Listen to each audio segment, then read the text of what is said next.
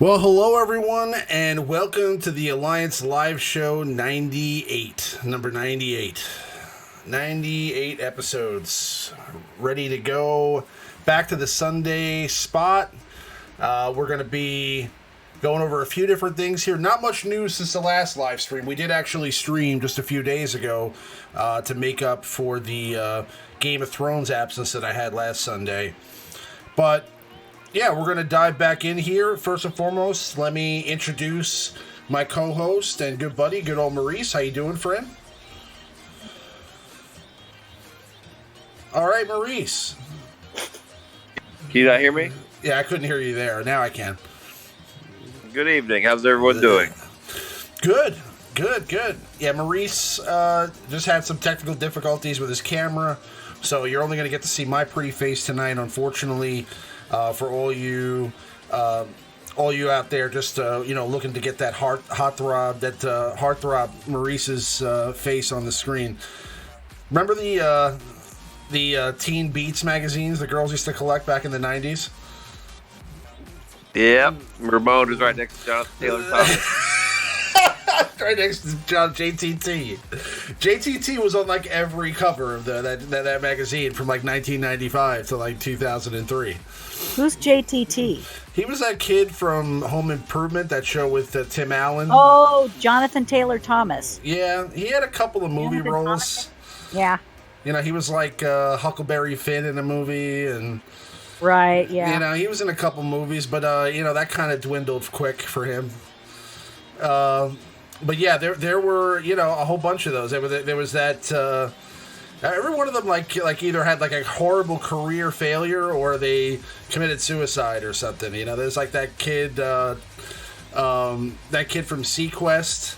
He's also from the original version of It, the movie It, when he was a kid. Jonathan Brandis. Also Never Ending Story. Also Never Ending Story 2. Yeah, that's right. He's Never Ending Story 2. Never Ending Story 1 was a different little kid. Right. But yeah, he's he was a Teen Beat regular. Anyway, enough about girly magazines from the 90s. By the way, Avinash is with us. She's already started talking, but I mean, she's here and she's ready to rock and roll. How you doing, Abby? I'm doing fine already, flapping my yap here. Cool. So, let's discuss. There's not been much going on. I mean, it's really been kind of a dead zone. I mean, I'm imagining that partly has to do with the holiday. You know, I mean, I'm sure some of them are probably taking the week off to go and spend time with their families, etc. I'm sure, that's kind of a thing over there. So, I don't know how much news we were going to get this week or last week anyway. So we'll see. But it's been kind of a dead month, right? I mean, besides the stuff with Anakin and the reworks, I guess, would be the big thing. Not a single new character in over 30 days now. It's been about that. Has it been that? Seems like it wasn't that long ago. Who was the last? I guess Padme. Padme. How long ago was the Padme event? It was this month. Man, I don't know. It it almost seems like it's last week. I mean, aside from Padme, though, to be honest with you, I'm not counting the legendary event or anything like that. I'm saying there hasn't been a marquee character, like a character they've tried to sell in packs, and it feels like in a really long time, right? A long time, yeah. We've already gotten, Droideka and B1 free to play, so. It's kind of what other characters are we waiting for free to play right now? Let me take a look at my roster here and see what I've got a character you can play. RangerJ1999 sneaking on the stream. How you doing, bud? I've been here the whole time, you son of a... I guess I didn't see your icon. I apologize. That's all right. I thought I heard somebody popping in. Yeah, true story. I beat Darth Revan with Jawas. Think about it. Really? It's true. Good old Maurice was there. Were you, Maurice? Quite the spectacle it was. Probably the greatest thing ever in this game. Well, I'm just jealous of your eyes for having seen such a spectacle. It was the most ridiculous thing we have ever witnessed. Just it's the stupidest thing ever. So that was really cool to be sitting there. That was pretty awesome. It was unbelievable. We all were freaking out. Oh my God, does this happen? When have we ever been at a time in the last year that I can remember where there wasn't some character cadence that we were waiting for a character to be released? I mean, the only things that people are waiting for, I guess, right now would be for the Jedi Knight Revan event to come back, the Darth Revan event to come back. Really just the Padme and the Malik event to come back. So, besides that, B1's free to play, and Droidic is free to play. And I think they're giving us a little bit of space. The legendaries burnt the hell out of the community. Let's just be real. And, there's been some reworks, but with Newt and Count Dooku, and I think they're going to do some more reworks. They're just giving us a little bit of breathing space because the community after Padme was just like a dead man walking. We were just like, what happened? What just happened to me? And a lot of people quit and stuff like that. People were just feeling burnt the hell out. So I think they're giving us a little bit of time to work on these characters and get stuff collected. I think we're going to get reworks, more reworks. We'll probably start getting some new marquee characters soon, but it's all going to be heading toward Geonosis. So they're just taking their time, giving us a little breathing space. I think June be the last month of the first quarter. We'll start seeing some marquees, some stuff for Geonosis and stuff like that. It's just... and that makes perfect sense. I'm just saying it's weird that I feel like I'm catching up right now, right? Don't you feel I don't know, I feel like I'm not.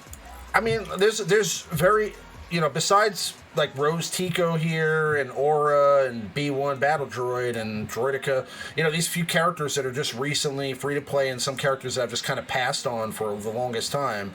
Vandor Chewbacca here. Like some of these characters, I feel like I'm making ground on them, and there's no new characters like down the pipe that we're looking forward to. As far as the next side, there's not going to be another free to play character release for at least over 60 days to 90 days from now. Possibly, but the other thing you have to consider too is we've been playing the game for a long time, so we have a lot more things done than say those mid tier and lower tier players. The other thing too is that with the reworks to the Separatists with more to come, and with what they just did with Padme with the reworks there, people are working on that team, which is a hell of a good team. I just took my Padme to 11, and I'm working on Ahsoka to 12.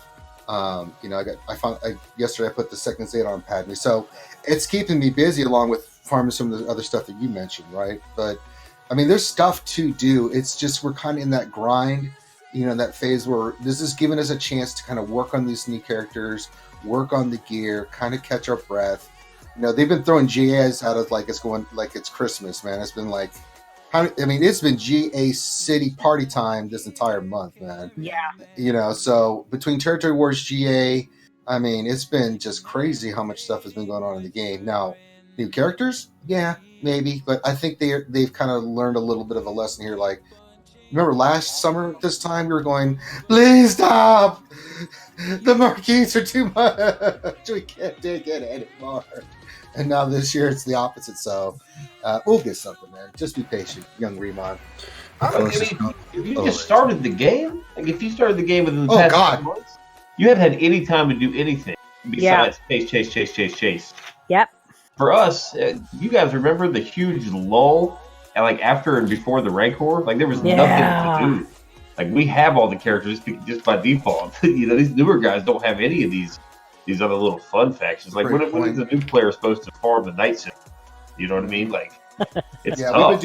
We've been doing a lot of roster reviews for newer players and laying out strategies and directions that they need to go because they're just overwhelmed. Like, where do I go next? What do I do? How do I do? Slow down, take a breath. You're going to do this first. You're working on this over here, and then you're going to do this. And then once all that's done, then we'll tell you where to go to next. So you have to kind of compartmentalize it for them because when you first enter this game, you look at everything that's in there, you're just like, me? So I try to kind of keep that perspective too. That the newer players are just like, what in the holy hell? Please stop. We can't keep up. Yeah, it can become a lot real quick. They could release 4 characters in 2 weeks, and all of a sudden, the grind is real. Yeah, I understand that. I just, I don't know. It's just kind of a weird time period in the game. It's just a little calm before the storm, there, Remon. You know how it is. Yeah. Don't get too comfy there, Remon. Don't get too complacent on me. Don't get too complacent on me, man. No. You gotta stay frosty, bud. Yeah, I'll do my best. I'm just gonna try to make it here. I'm kind of surprised that I guess I can't use Malik in this event. He's not 7 stars. You can't now. That stinks. He's almost there. Oh, for Christ's sake, go with the big 3. Go Trey and Scion. You'll wreck it. Oh, this is gonna be a. I don't think you'll have any problems with it, man. No, I'm gonna order it. I'm gonna order it. Murata. But yeah, so I kind of agree that it's just, I don't know. I want like some sort of. I don't know. There's not really anything about the Clone Wars era that's not in the game at this moment that excites me, other than maybe the Fallen Anakin event. That's a maybe. Don't you? New clones didn't get your juices flowing a little bit? Did they get your juices flowing? You're damn right they did. Are you kidding me? If I had a clone squad like that, I'd never leave the house. So, when do you think they're going to do something to the clones? June. Yeah? This is my guess. Genos is coming at the end of June. In the next couple weeks, we're going to get a Mace rework and some other reworks coming in. We're going to get some new clones starting to be introduced and reworks on them as well. I mean, they haven't announced anything, right? This is just speculation. This is just speculation on my part. This is just me using the old brain. You know, I didn't graduate from the 3rd grade for nothing, you know, and put some stuff out there. Have no idea if it's right. I'm just using my logical, deductive brain matter, which is not saying a lot since I don't have a lot of it, and just giving something to think about. What do you think, Maurice? You think clones are coming, or do you think they just pass on the clones, a hard pass? No, we'll get. I think we'll get something. It might just be something as simple as a new character or two. I mean, I'm not sure. They said there's no new characters for this month. It doesn't mean they're just going to drop the bomb on us next month. June 1st, like, ba-bam! Here's 3 new clothes, guys. Yeah. June 1st, available for 3 days only. Surprise, mother! Psych, they're in a hard note. They give us that. They give us. I'd imagine that we'll get some new separatists through the TB of some sort, whether it be the special mission, maybe like a guild event store kind of release, like Yoda and Wampa were for the previous 2. The other thing I'm excited about is I saw the Knights of Ren in the Vanity Fair article. I'm telling you right now, those bad Mamma Jammers are coming to the game when they release episode 9. I mean, there's just no way they can publicly announce they're going to do a Clone Wars era kind of segment in the game and not do anything with these existing Jedi. They're going to do something with Mace Windu. They got to. It'd be silly. That excites me. If something happens to Mace Windu, that excites me. But I just feel like, I don't know. I mean, honestly, a lot of the stuff that I really wanted in this game has already happened. The only things that I'm really waiting for at this moment are, another iteration of Luke and some different game modes and maybe some other ways we can, we can do like, guild versus guild, maybe some tournaments. Well, let me throw some characters out there, see if this tickles your pickle a little there, Remon. If they said they were bringing in Darth Bane and Darth Serana, would you be excited? Of course I would be excited about that. See? So there's more. I could keep going down the list, brother, and you'd be all happy. Yeah, I just say, when there's these, like, time, like, when they were doing the whole, like, when it was the Rebels time, like, it was not Rebels is pretty general. I mean, what I'm saying is when they were doing, like, I don't know, there's just certain eras of the game where they're, like, working on, and there's certain things that they're working on or that they're focused on, and it's like, it's not interesting, and so far, it's just been, I know we're going to have, like, this period of time, like, I'm sure they're going to release, like, some, like, all the solo characters last year, for example, right? Like, I mean, but were you interested in anything that had to do with any of that?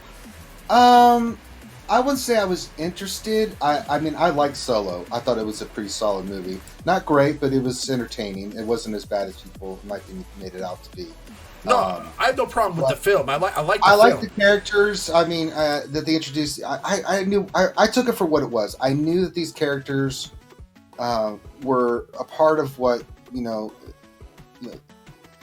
with Disney owning Star Wars and Lucasfilm, and I mean, it's all promotional, right? So when we know when November hits that they're going to be revving up characters like they did for Rogue One and Force Awakens and The Last Jedi, where we're going to get different versions of the character like Rey and Poe and Finn, and we'll get Knights of Ren, new version of Kylo.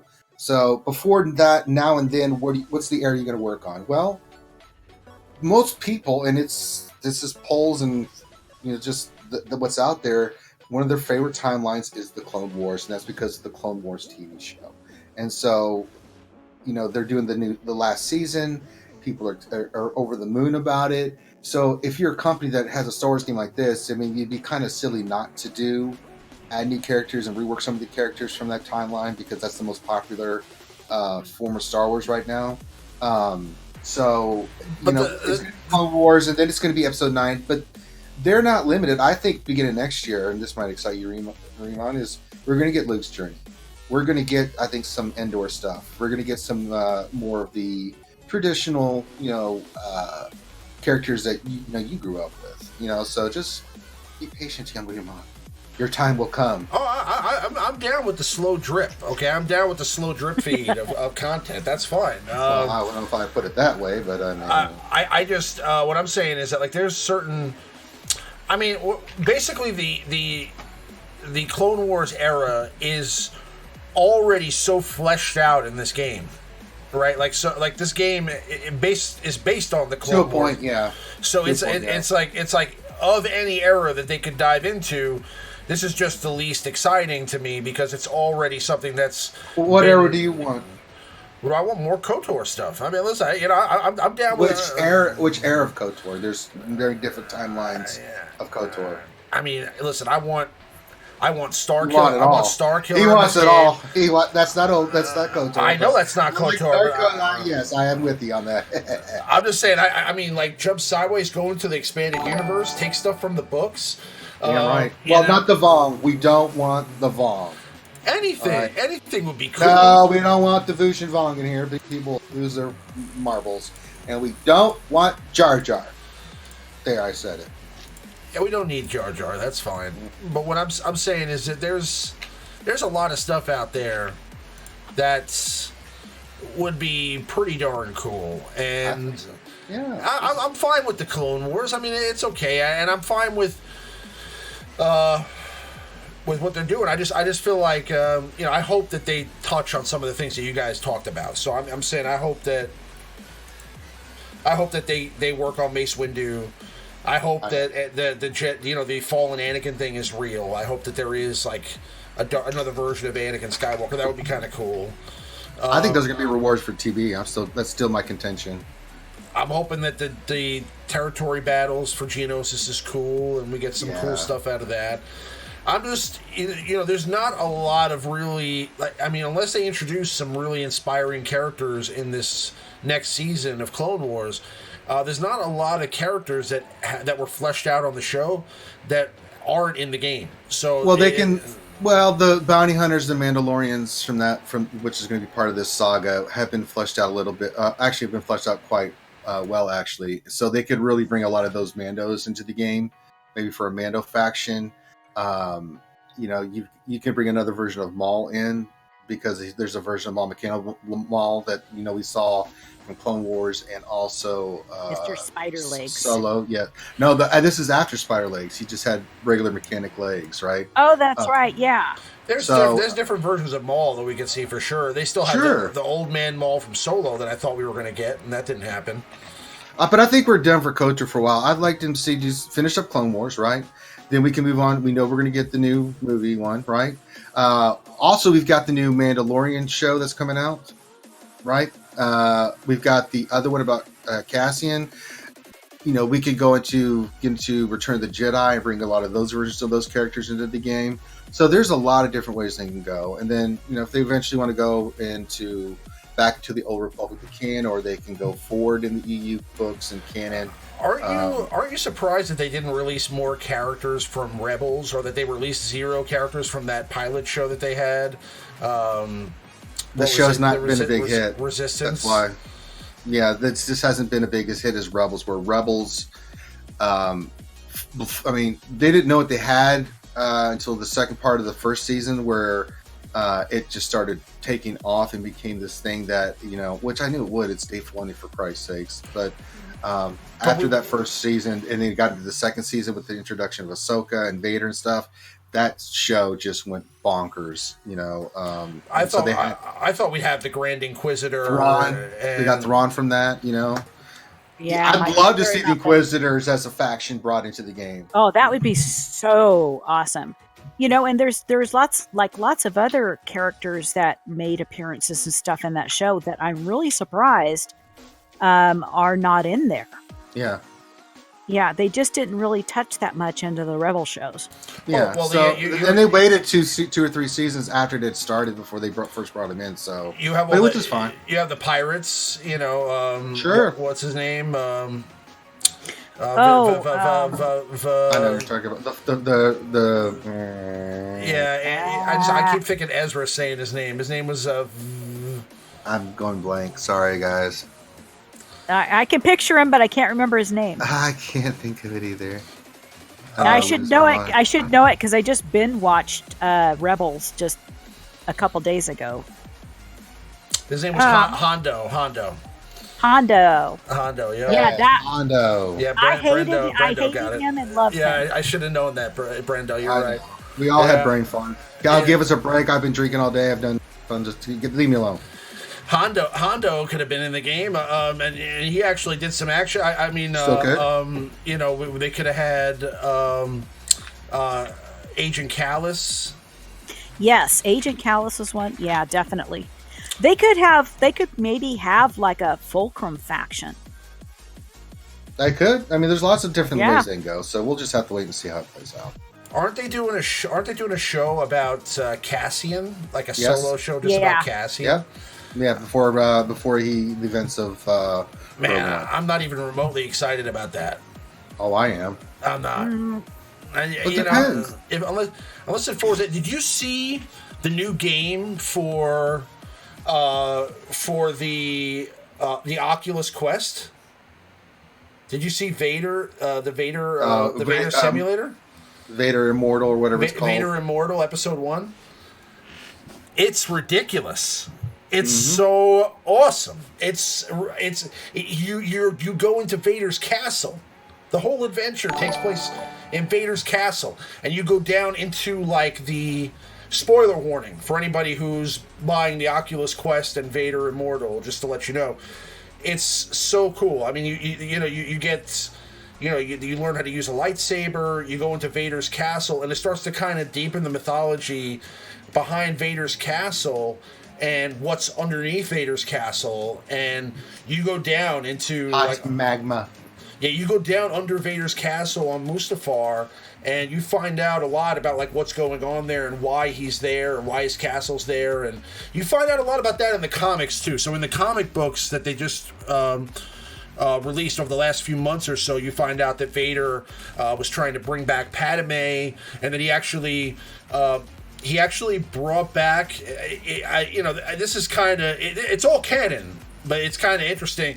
He brought back the ancient spirit of an old Sith Lord named Momin, right? And Momin helps him figure out like how to, basically create this device or this sort of concoction in Vader's castle that allows him to go and like into the veil, like where Ezra goes in Rebels, where he's able to like kind of take Ahsoka and save her from that battle with Vader, into that time vortex or whatever. He's able to go back and see Padme, and it's interesting how that story goes. I'm not going to dive into it in too much depth here. If you want to see that, definitely go check out the Vader comics. It's really cool. But he basically goes back to he tries to save Padme, and it's interesting how that plays out. But if you want to check that out, definitely do. But this kind of ties in with that, and it's like this whole storyline about how he's trying to gets this power source to to help power this device, and you hear him like walking around in the castle, like talking to who I think is Momin actually in the castle in the game. It's pretty cool, and there's going to be multiple episodes for it, and it's like the graphics are great, and it's very immersive. It feels like they paid a lot of attention to detail. I mean, it's so cool. I mean, it's like 3D. You're walking around Vader's castle. I mean, it's and you're wielding a lightsaber and shooting back blaster fire. It's cool. It's cool. So I don't know if it's worth the $300 for the Oculus Quest and then the additional money it costs for the game. I haven't seen enough titles on the Oculus Quest to know if the system is worth it or not. I actually contemplated picking it up myself, but I'm not going to buy it just for Vader Immortal. So they'd have to add some more stuff to it, maybe a couple more Vader Immortal episodes, and then I'll be sold. But looks cool. First impressions.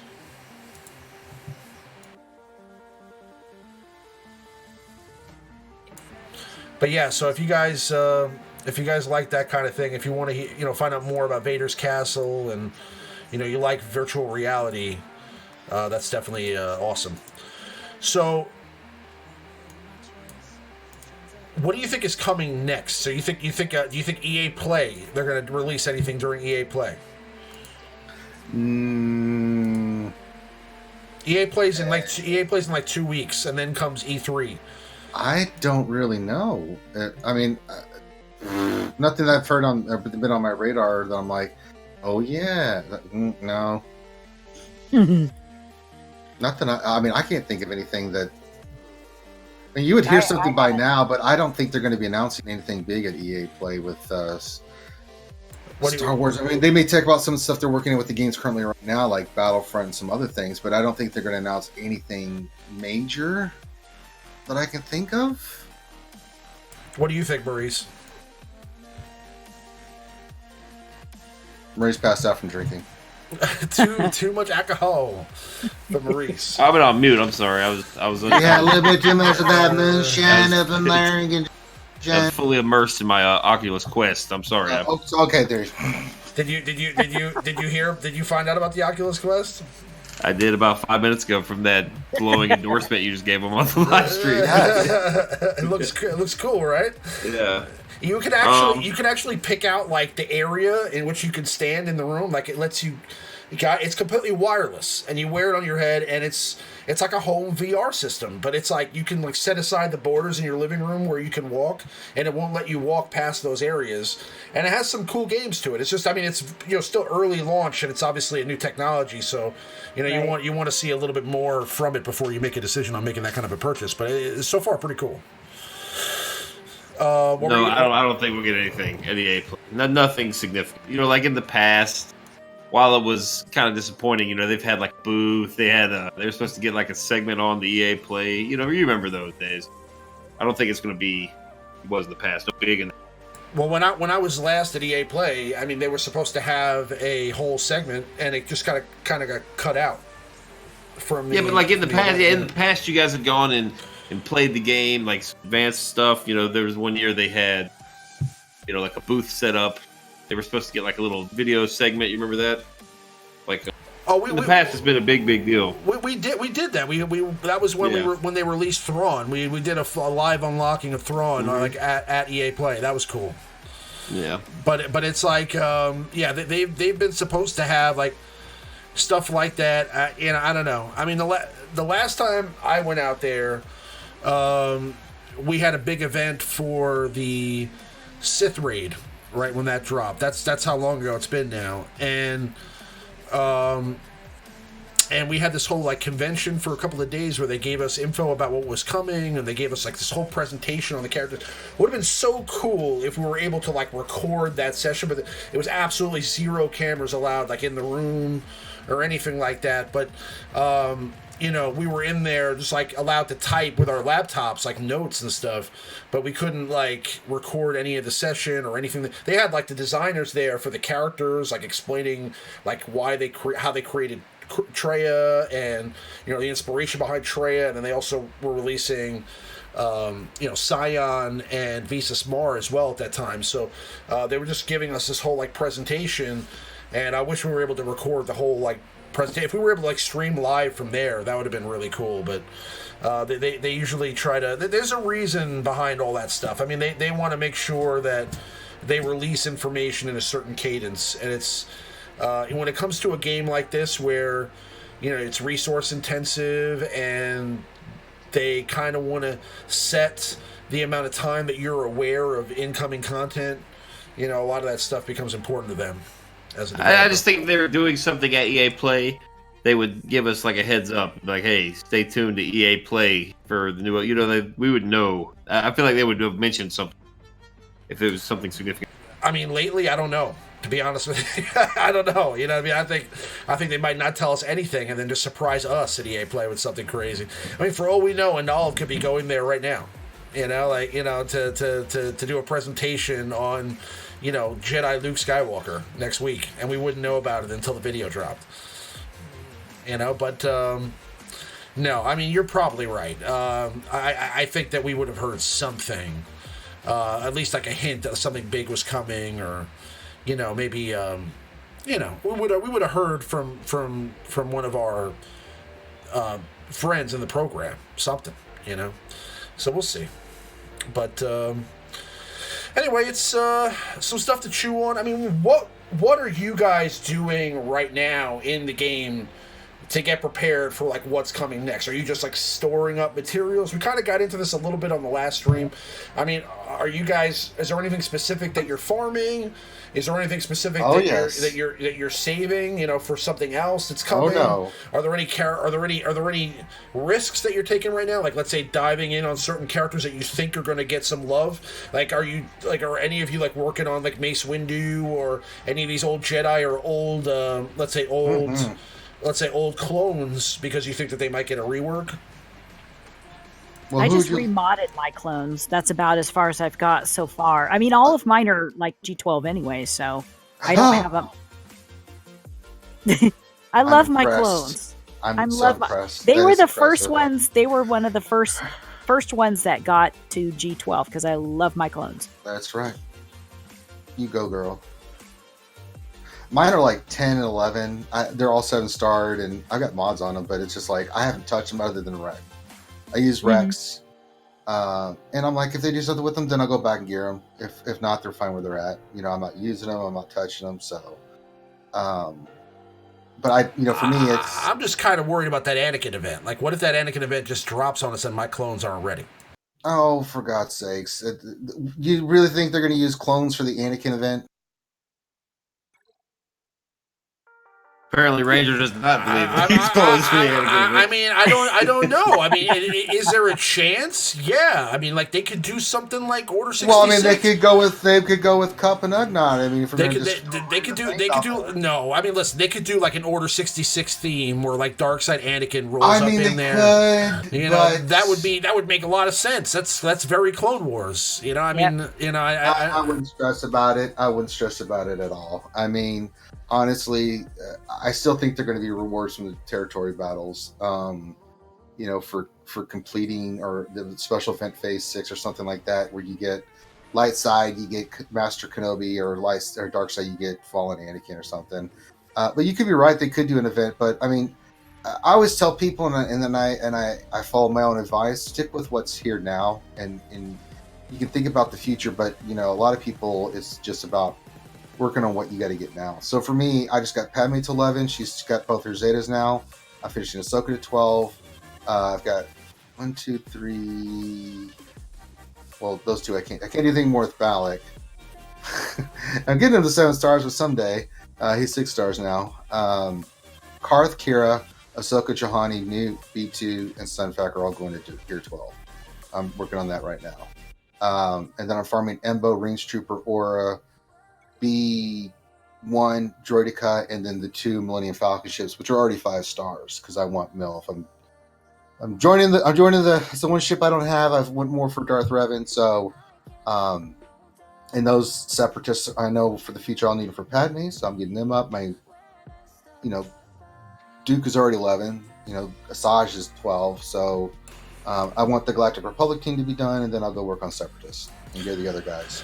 Yeah, I've got an awesome Padme team, but I have absolutely no Zetas on any of them. You need so Zetas. They're sitting there and they're all gold and pretty, but I can't use them because they have no Zetas on them. I got one. I got one on Padme. That's probably all. Yeah, I've got one saved up now. I'm just kind of saving my Zetas to see what I want to do with it exactly. So. Where I'm at right now, as far as my planning and like what I'm doing is, I am pretty much in on some side projects right now. So I'm like working on stuff that I guess I'm like circling around back to stuff that I wanted to work on a long time ago. So I'm obviously waiting till I 7-star my Darth Malik, and when that happens, I'll get him to Gear 12. But I'm still about 40 shards away on that. I went back and started working on my Imperial Troopers because I've never really been able to. Go. So I'm working on them, and I just got Range Trooper to Gear 12. There you go. And I got I already had a Zeta on Veers, but he was only Gear 11, so I got him to Gear 12. And. But what's your speed on Stark? It's horrible. It's horrible. But Stark is only gear 9, so I'm still working on him too. I just got Snowtrooper to gear 10 today, so I'm going to get Snowtrooper to gear 12, and then I'm going to work on Stark. I also want to work on Imperial Probe Droid because, I see some merit in that too. Sure, I like it. So I'm working on those right now. That's kind of one of my things. I also got Dooku to gear 12 because of that. I put a Zeta on him, and then I got new Gunray to gear 10, and I'm still working on him too. So those are kind of like my projects at the moment. I do need to go back and work on a bunch of stuff. I mean, you can see here my Padme needs work. My Padme's only gear 8. That's going to be a priority after I'm done with these, or kind of in between. The next piece for Padme is this piece here, which is like exclusively just for these new characters. So I'm farming that. Know. Yeah, I'm so happy. I only have one more to go, and that's Malik, and I don't have to farm that crap anymore. Yes, good old, yes. So, MK7 Andrew Jackson's. So that's what's going on with that. But I'll tell you right now, if suddenly like they tell me, clone troopers are the characters you need for Anakin, and the event comes in a week, I am in some deep trouble, because I got to tell you, I have them all 7 stars, and I'll be able to play the event, but I will not have them geared up enough to win anything. I mean, they're all gear 9 or lower, besides Rex. Besides Rex. Rex is gear 12. But I mean, everything else is gear 9 or lower, so I'd have to like heavily invest in gear to get that done in a rush. So I mean, I'm sort of storing up some gear, and then occasionally dumping it on certain characters that I want to work on from the past. Like I said, I felt like some of these clone trooper characters are pretty essential. I really like Range Trooper as a character a lot, so I wanted to make sure I went back and did him, and then I'll get done with some of these other characters, possibly new Gunray, and I'll finish up Padme, and try to get some of these other characters. I mean, I want to go get First Order Executioner done. I want to get L3 done. Oh yes.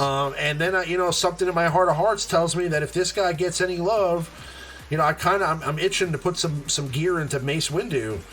I wish he was a decent character. We'll see what happens. And then I also want to work on. I'm getting Droidica up to 7 stars here pretty soon. Oh yes. So I want to get Magna Guard done to gear 12 as well, because it looks like he's a pretty nice piece to have for that General Grievous team. And then obviously B1 Battle Droid, because he's the least dependent on star level, is the one that I'm not working on yet. I'm trying to get Anakin Starfighter out of those notes right now because, just because I like Anakin Starfighter. Yeah. I got Anakin to gear 12 recently, too. I think what we're all wondering is what Maurice doesn't have left to work on. What is I that? got lots to work on. Doesn't mean I'm working on it. I don't know. I'm working on my B1, my Droidica, and my Malik. I'm kind of collecting all the stuff I'll need for them. Yeah. As soon as they're 7-star, I'm going to take them to gear 12. And I want to have at least, a few of those key pieces at gear 12. I just that's all I've been doing, storing stuff up. B1, Darth Maul. Like Django's still 94 shards away, so I don't need. I just got a couple of things, so I could wait on him. It's going to be 2 months done. That's about it. And then try to get my Dooku to a certain speed. It's tough. I'm just farming mods and mods. Lots and lots of mods. So do we have Josue here in the chat? I sent him the link. I'm not sure if he's joined. I think he's here. What's going on, buddy? Hey guys, sorry I was muted. How are you doing? Can y'all hear me? Good, yeah, how man. are you? So Josue made it. Yeah, we last week on the show we said that we were going to do a roster review for Josue on the stream. Wait a minute. Haven't I done one for you before, Josue Garcia? Yeah, actually, Remon did one last year as well. They did one last year, so I was asked them if they would do a follow-up. Just to see how I've progressed. So I think the last one was last July. So what's your are you in my ally code list? Let me see if you are. I posted his link in the live show chat we have here that we're on. Yeah. Okay, I think I remember this. Okay, so let me try to pull this up on the screen for everybody here so you guys can all see his roster. I see you're doing better there, Josue. Yeah, your arena team is. Yeah, your arena team is out. So Josue, are you? Is that your IGN? Is it? Oh, where's your ally code? Oh, there it is. Okay, 35435. Okay, I got it. You've definitely done a lot of work on mods, man. You got about your 10 speed. You got a 10 speed mod for about every 13,000 GP you got. So that's pretty good.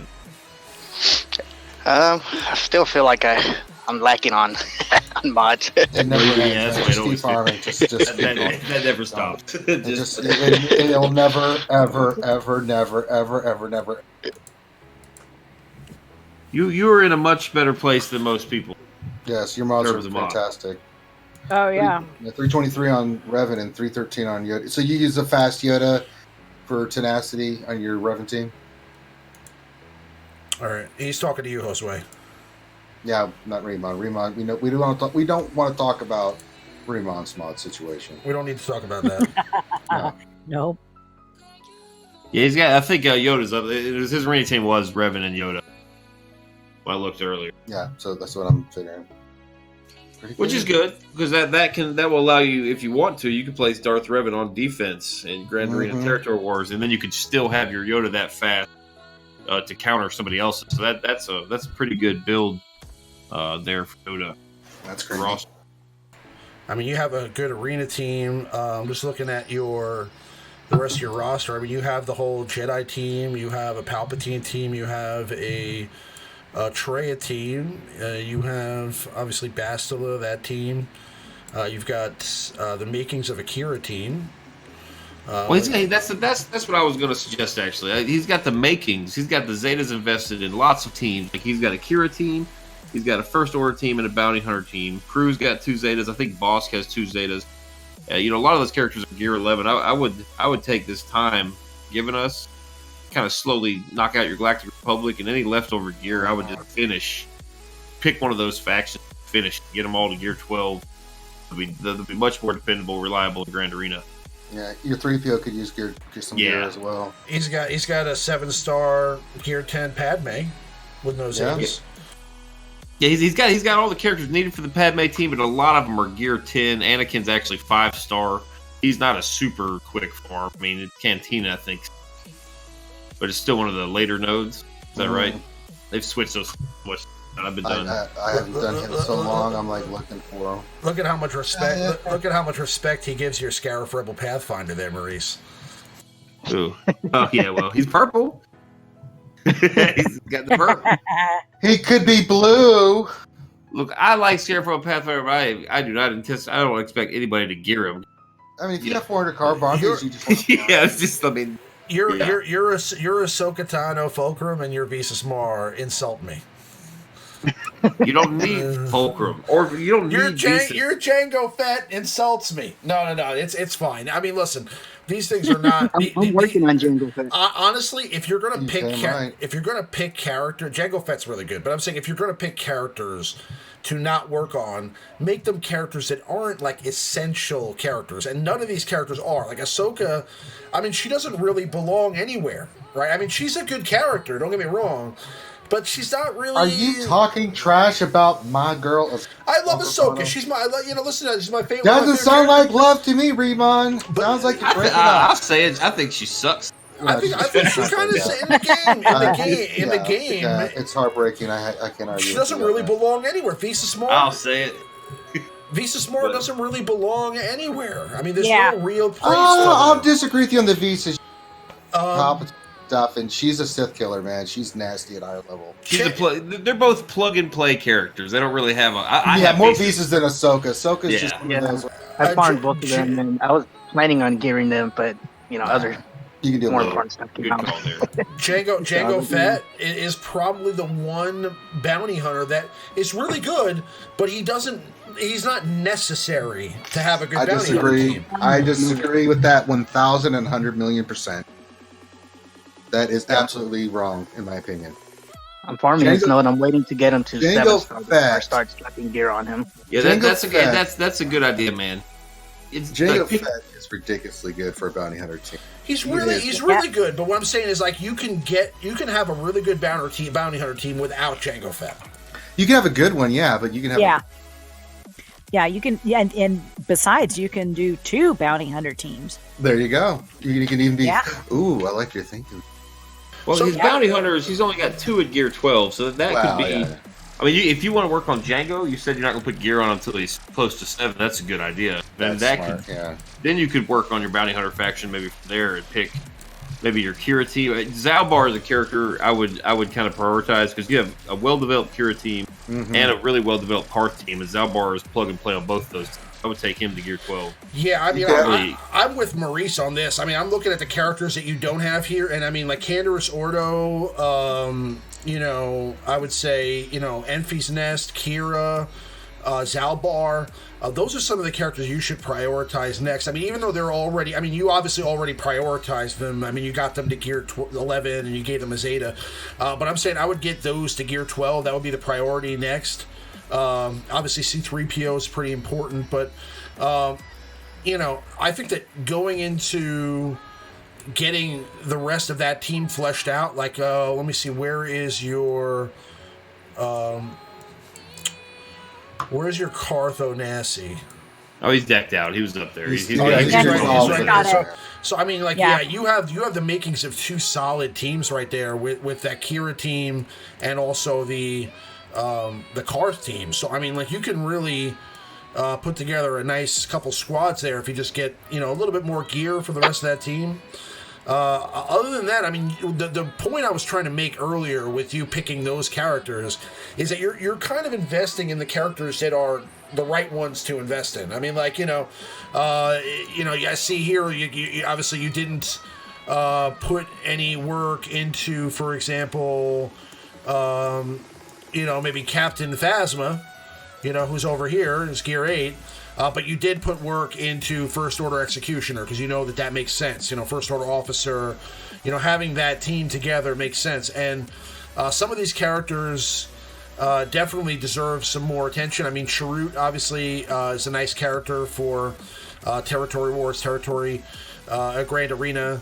So he's a good option. That Rex, I think, should probably be, at a higher gear level. That's somebody I would work on, especially if they decide to give any love to the clones here in the near future. But I mean, you're pretty right on the mark. I mean, to be honest with you, I mean, you have Jedi Knight Anakin here at gear 11. Obviously he's not a character that you were probably farming 3 years ago. So that's probably why he's only at 5 stars. But once you get him done, I mean, that's a great character to add. So I mean, you know what you're working on. You're working on the right stuff. That's what I'm saying. That's the moral of the story. You know what you're doing. Instead of all four of us just like barking at you, you got any like specific questions maybe, like, because it's tough just to look at your roster blind and I don't. Do you prefer? Or do you like Grand Arena and Territory Wars? I mean, or is that a goal of yours to get better at that? Did you like?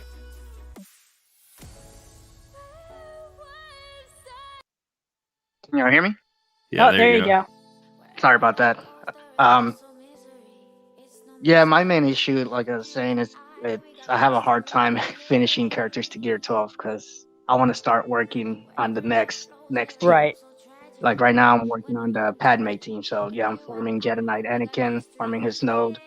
I barely unlocked him a couple months ago, so he was never a priority when I first started the game. So I'm trying to gear Jedi Knight Anakin, Padme, and Ahsoka Tano. But I know I have like Nest sitting at gear 11. I have Rex sitting at gear 10. Like I know I should get those characters up to 12, but I want to make sure that I get these other teams at least up to like gear 11, just so I can actually use them. That's not a bad plan. Do Nest. I would do Nest first. I would do Nest first. Nest, Zalbar, and your Padme team are probably going to serve you the best in terms with your roster. Zalbar and Nest kind of fill out a couple spots. Nest arguably still one of the best characters in the game. She's my favorite. Yeah, I think she's awesome. Especially when you get her to 12 with the bayonets. My Jesus, dear God. You've made some wise decisions, and obviously you want to get some of these characters leveled up. I don't know how your credit situation is, but you should start investing the credits at least to get some of these characters to, level 60 at least, level 80. I mean, whenever the level cap increase comes, it's going to be even hard. It's going to be even harder for you to catch up later on. So, don't do that. Don't fluff your GP. Yeah, I was gonna say I don't want to fluff my my GP too much. You also don't want to. You also don't want to be like, I don't know. I mean, maybe Ranger's right. I'm just saying that, you want to start working on it eventually, especially characters that you're going to work on. I mean, I think the way you go about it is if you're going to, I always tell people, if you're going to work on a character, work on them. If you're going to use them, then you go ahead and take them to 50, get them to 5 stars, and then you can start slowly working them up. If you have no intentions of ever touching or using them, let their ass sit there at 7-star level 1. If you need mod space, and take them to 50, but don't do any gear, anything like that. So you need to be careful about, if you're not ready, if you take the right characters like you've done, Josue, into, really lean the main team that you need, not a fluff in your GP. When you get into those GAs and stuff, you've got an advantage. So I mean, I'm running into too many people that have higher GP than me right now in GA that they've got so much fluff in their GP. They should not be facing me right now. I mean, it's pretty bad. Yeah, I had one of my opponents right after I hit 4 million galactic power. He literally had only like 10 gear 12s. Oh my God! I was completely surprised that we were matched up. He didn't have a roster full of gear 10s all modded up to the nines. He didn't have Padme. His Jedi Knight Revan was barely like gear 9. I mean, people can play however they want. Some people like collecting, leveling up everything, but at the same time, it's like how that's not fair to them. That's not fair to them at all. It's really tough for the day one people, or even a couple of months after that. Oh yeah, because we had to like work up everything. We were in a different position too, right? A different era, yeah. And so a lot of the people that came afterwards were able to say, "Oh hell no, I'm not going to have to work on that now, because now we have 40 tunes instead of the 20 tunes that we started with, on day one." We had to farm them just by default. We wouldn't have any characters to use if we didn't, that was just characters it. Exactly. We had, there were like, there were so few characters that we started off with, and some of them were really, really hard to get. Oh yeah. So, yeah. Even Vader was like, oh my God, when am I ever going to get those shards? Because we didn't have a shard shop in which we could buy that stuff. He wasn't in it anyway. And so we had to do all those events and everything. So you had to do tunes up to a certain point to be able to get the quest done so that you could get those 5 Vader shards. Yep. And such. So I started about almost a year into the game, and I knew nothing about it, so I was just it's you're lucky. Yeah. You're lucky and unlucky. I mean, unless you're a total whale, it's harder to catch up with us. But at the same time, you're at a total advantage in which you can pick and choose what to be able to farm based on what's going on at that time and what the meta is, what people are looking at, and what's actually good. And that's why I kept in Gear 8, because she was my leader for the longest time. Let me just defend myself here. I see these comments in the chat. First of all, okay, I don't consider that fluffing your roster. Okay, I think that leveling up characters that you're going to gear up at some point down the road is a good investment. You don't want to be stuck at a point later on where the level cap is even higher, and now you have like an insane amount of buku bucks that you have to spend on these characters. So I try to make sure that any characters that at least I'm going to work on, I get them to level 85. And I'm just saying that obviously that's sometimes difficult to do because you're working on mods, spending your credits on other things. I'm not suggesting that he, fluff his GP for the sake of fluffing it. No, what I do is actually what Ranger says. If there's a character that I like that I know I'm gonna use, then I'll level them up to level 85 and then start working on them. And all that. But I don't just take them up to. For a while, I was taking them up to like level 50, level 60, just to put gear on them, just because someday I'm gonna use this character. And then I just stopped doing that because I would never get around to gearing them, and they're sitting there just taking up GP.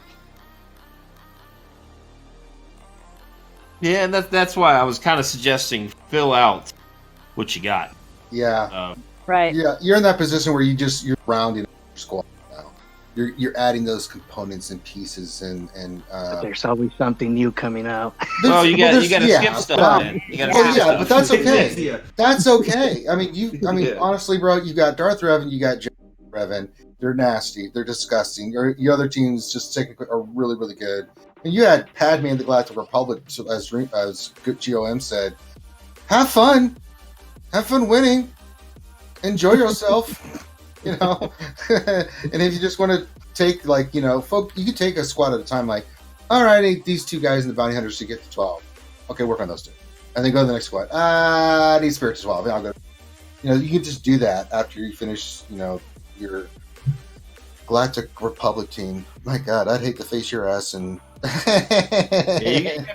got like I said, man, you got a pretty stout roster. You're pretty good mod wise for your GP. I mean, you do pretty well in Grand Arena. Usually first.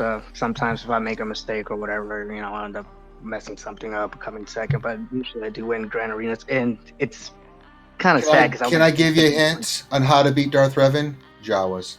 Just throwing that out there. Okay, yeah, I'll try that next time. No, don't do that. Don't ever do that. Not if you want to keep getting that first, second place. No, let's not try that. One question I do have is, what's the best strategy for mod farming compared to mod splicing? What's the balance? Because I've been using all my mod energy just to buy the mod splicing. Ranger, you just listen to all the characters in the game. What is she eating maple syrup again? How many refreshes do you like allow yourself on the mod? I'm kind of doing a thing where I'm hoarding crystals. Well, that's fine. I'm asking because So you're just using whatever energy you have saved up. Do you ever spend, or are you completely free to play?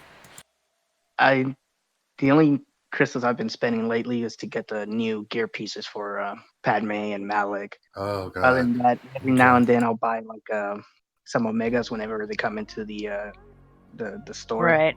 Ramon's about to convince you to wail out. You should. My best. What a whale wants. If I could give you one piece of advice after this, to like get to that next gear level, and I see it in the store, I'll be like, I got a good stat. If I could give you one piece of advice out of this whole entire session, it would be that after we get off this stream, you should immediately go buy a vault and buy a couple of chromium packs. No,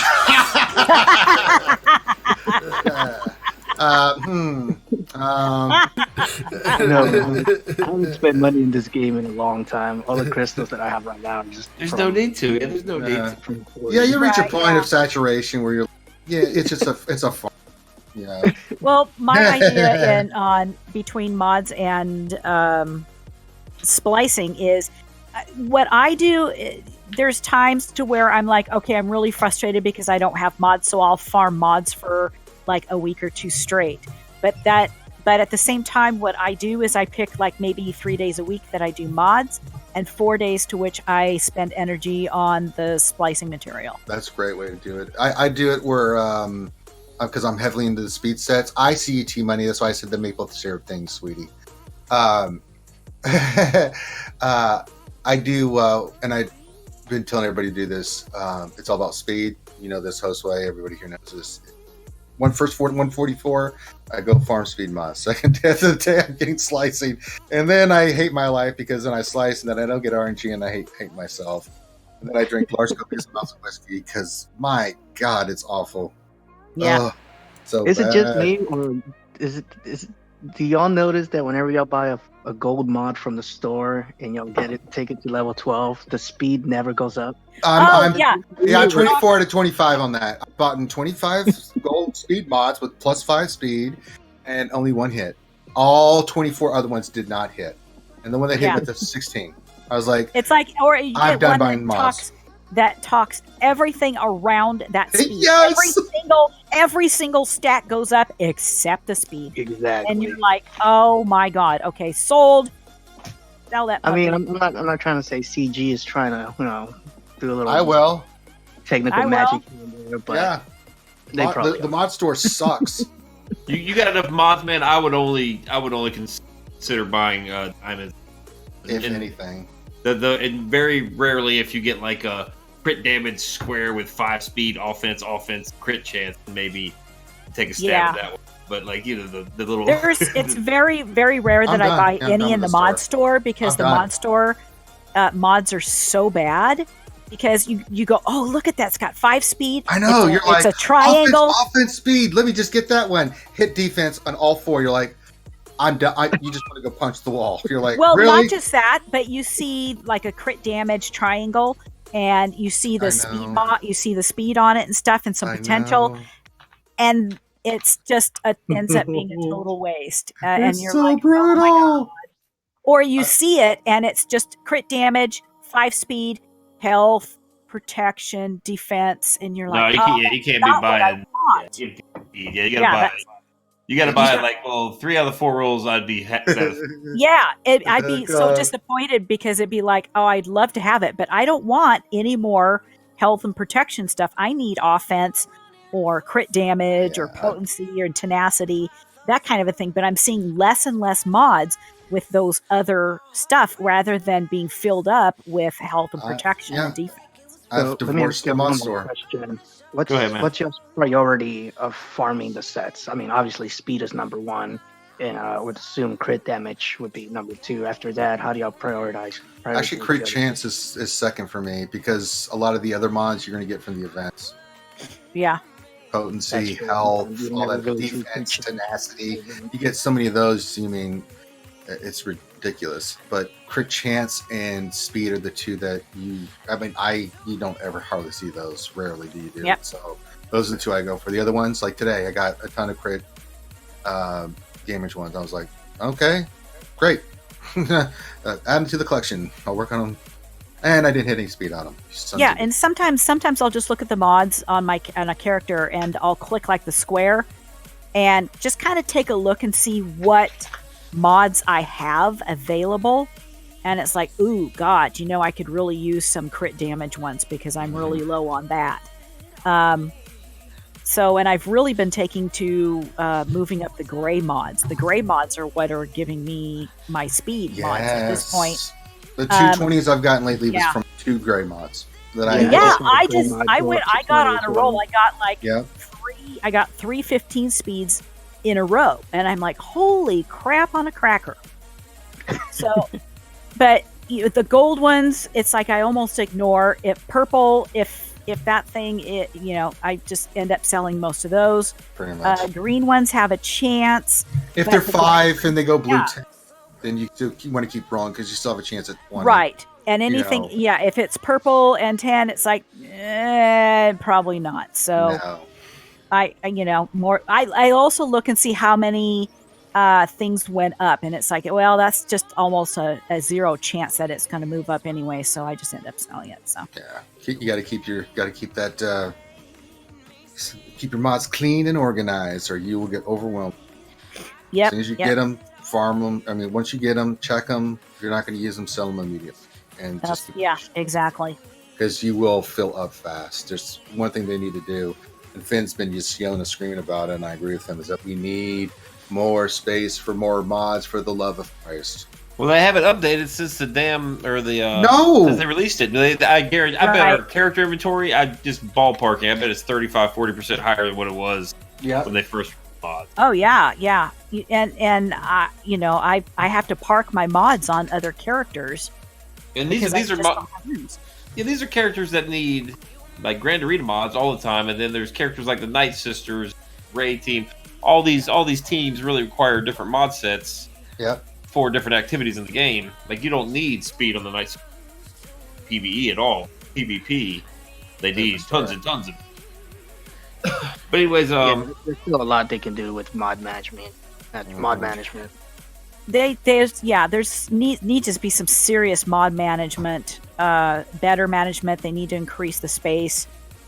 Absolutely. I mean, it's just every day I cap on mods, and I sell a lot of mods too.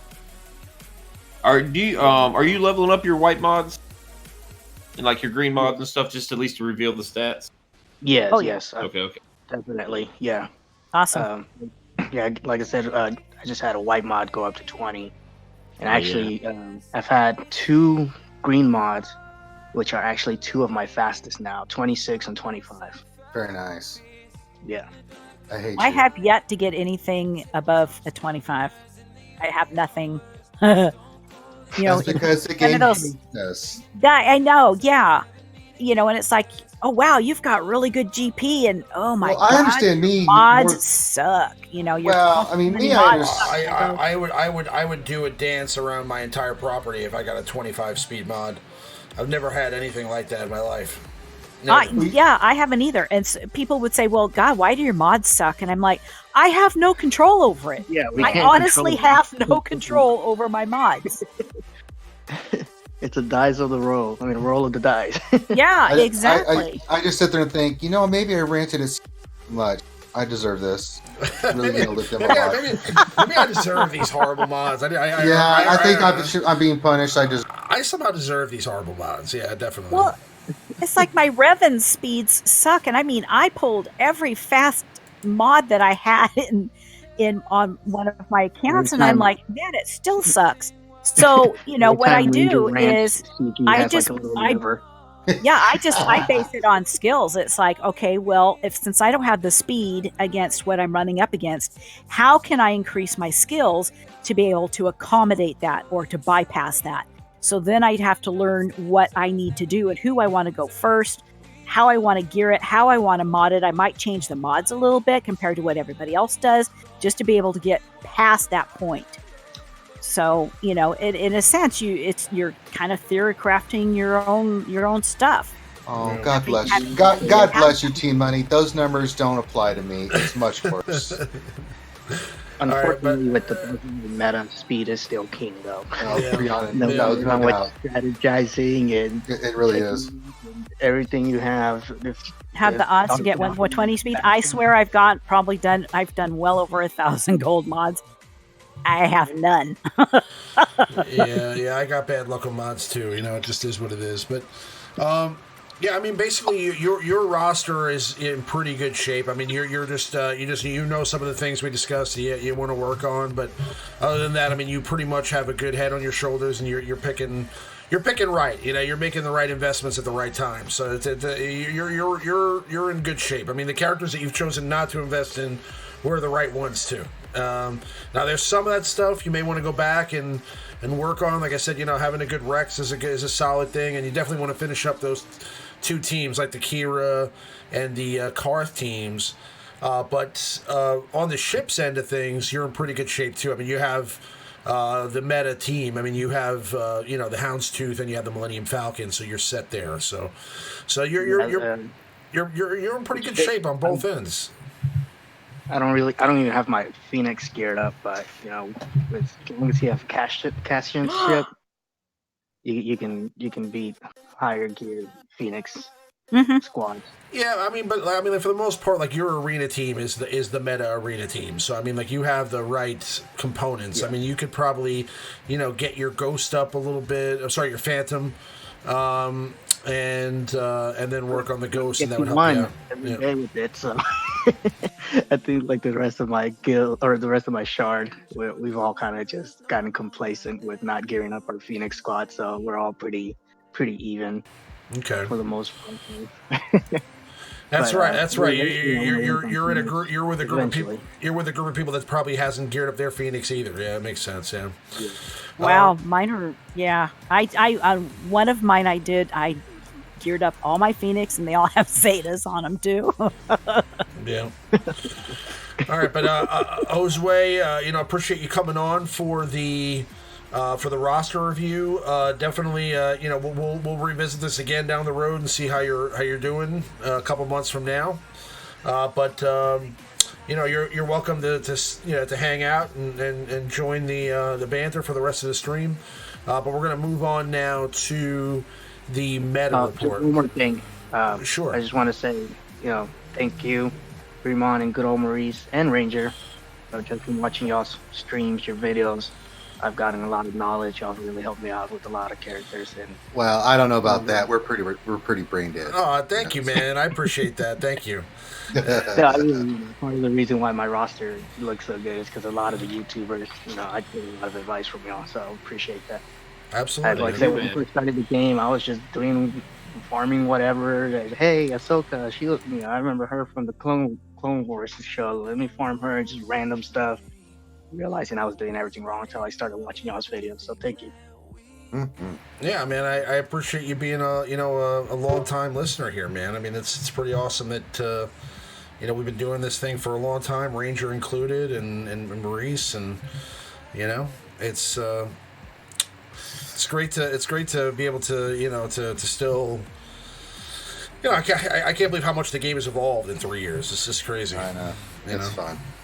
But let's move on to our meta report and then the top 5. So we're going to look at the meta report for the week. Not much to talk about. Again, it's just really... All right, that's it for the meta report. Let's move on. It's just Darth Revan and Jedi Knight Revan. Some more Padme Amidala's, but for the most part, no real changes there. Just one Asajj Ventress lead in the meta report. The number 10. God bless them. Yeah, Asajj Ventress.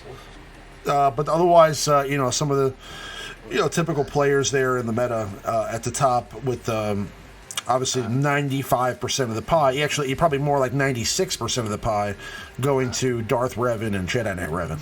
Yeah. I'm sorry to everybody out there. I am that part of that percentage there. With all right, now let's move on. Hey, how about you got any newts up in there? What did you say?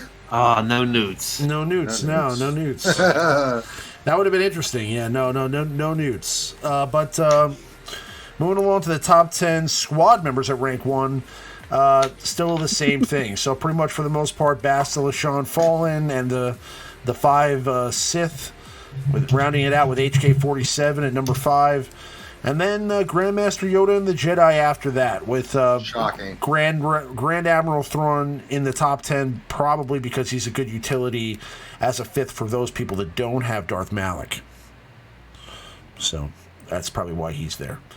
Hey, Chewbacca Kaki donated to you guys. There's a name I haven't heard since. Yeah. Oh well, before you were born. Chewbacca. Thank you very much.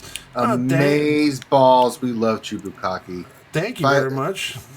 They're awesome sauce. Thank you, man. I loved your vids, Ramon. Thank you very much. See, look at that, Ramon. Did that just give you the fuzzies and the warm feels? And that's so nice, man. Thank you. Very nice. All right. Appreciate that very much. Let me see. Let's move on now to the top 5. Again, there's not much in the meta report to discuss, so we'll do the top 5 now. We're going to be doing this week top 5. Can I guess? Go ahead. Top 5 things Ranger loves about this game. Okay, go ahead. Top 5 free-to-play leaders. So, damn it!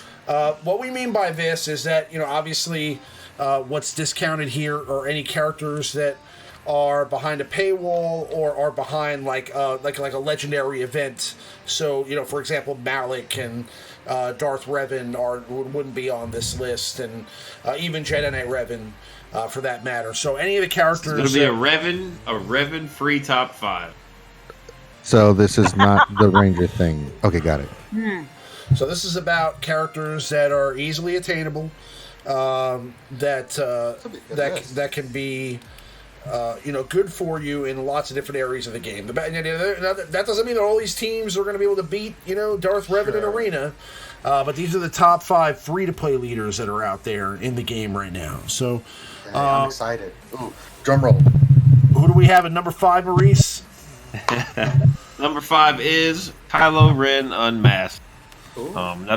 Now you'll see there are lots of characters that probably don't make this list that you might think should, and they could probably slot it here in this fifth spot. But Kylo Ren, unlike some of these other leaders, they got First Order is a nice sized faction, and his only competition for the leadership role is Phasma.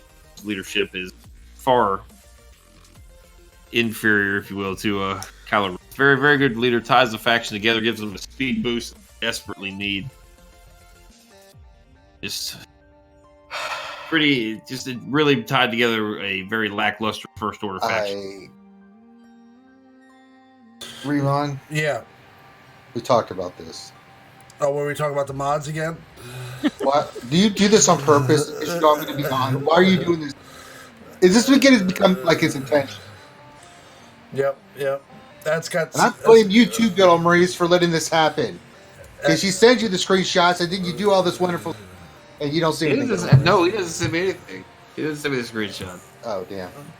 Well, I just want you to know that mod has 16 speed on it.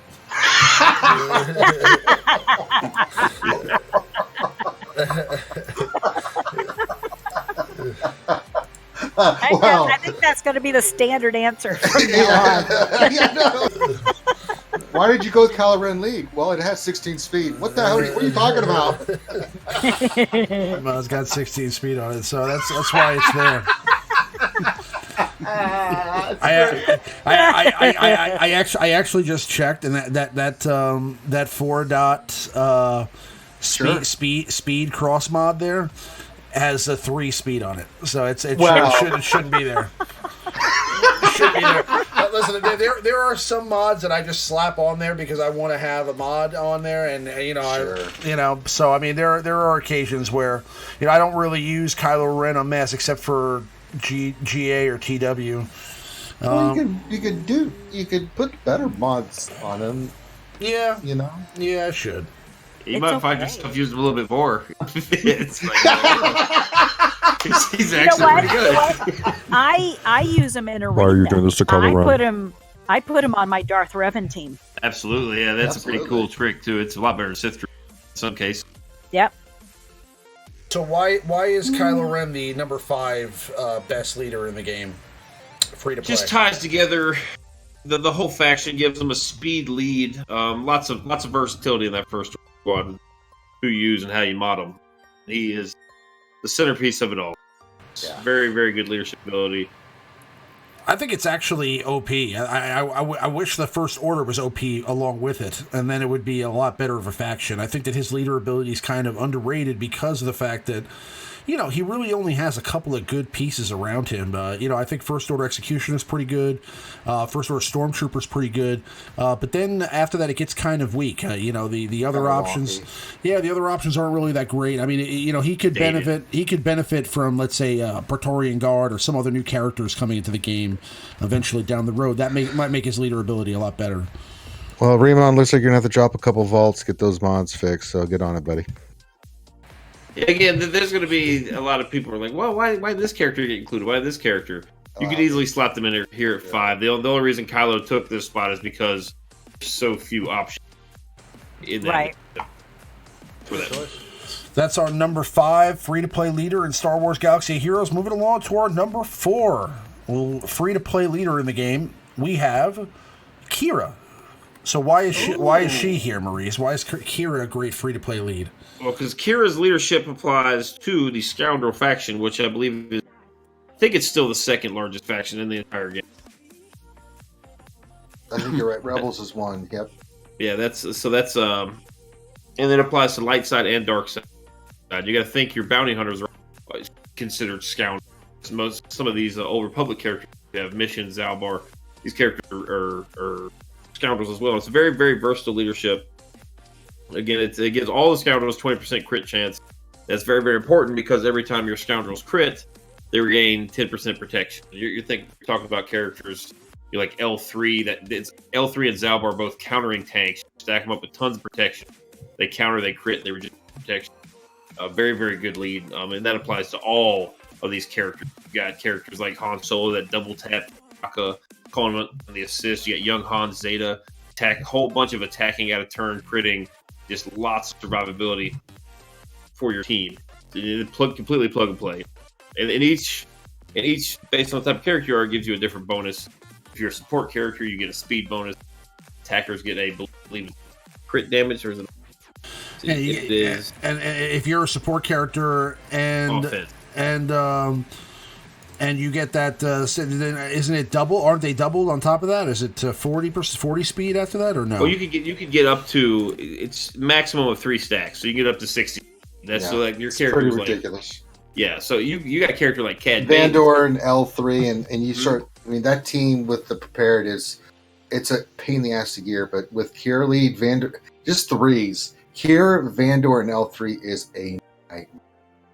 I mean, she is nasty with those two. So, well, and if you're talking about 3 versus 3, Kira plus Ness can take that out too. almost anything. Right. Yeah, it's like squad. Like, oh god. Yeah, it really allowed. You know, a lot of these teams, we're seeing the Padme, we're seeing Night Sister. You know, a lot of these teams are really starting to suck up your good health set. You know, like, so and this is a team that you can actually still get a lot of use out of those protection, stuff like that. So it provides you nice flexibility with your mod. Good avoidance on the tanks is nasty. So, what would be the best two after Kira, L3, and Vandor?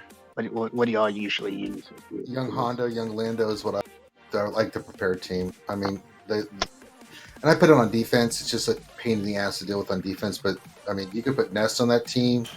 I mean, there's all kinds of different routes you can go because you can throw You could even have like Zalbar on that team, right? Mission Zalbar, if you're not running the car team, absolutely, they're nasty on that as well. Very nice selection. Yeah, she's got a good leader, and she can be really a pain. She can be somebody that you underestimate in a Grand Arena match or a TW because you'll wipe out the wrong characters, and then all of a sudden you're stuck with Kira and Vandor, Chewie, and L3, and there's nothing you can do. There's definitely circumstances where this team can be super annoying. So it's it's almost like like the way the Night Sisters used to be super annoying before we found all the counters for them. Well, Night Sisters can be super annoying, but you've got the thing I found is that running Spirit on there is the key to make them beyond annoying. You still kill them, but if you screw up, they'll get you. But if you're running like a standard team without Spirit, yeah, you pretty much nailed it. It's like, what do you want to use to kill them? It's like, oh god. Well, this lead is very attractive to those that don't have the best mod sets. This is a faction that can thrive and function without going extremely fast. You have a lot of attacking out of turn, a lot of assist mechanics, especially with the prepared squad. So you can get your turns in without physically taking with this team and get the protection. That's why I really like it. I love it. Chubukaki just made another donation for $10 to the stream. Thank you very much. And he said 4 of my 10 favorite commentators to hear on the stream together at the same time. So pretty nice compliment for all of us. Mm-hmm. Thank you very much. I thought Chewbacca was talking about Josue. Hey, Josue's got a channel. Cool. Josue is definitely one of the 4. Yes, he's not talking about me. It ain't me.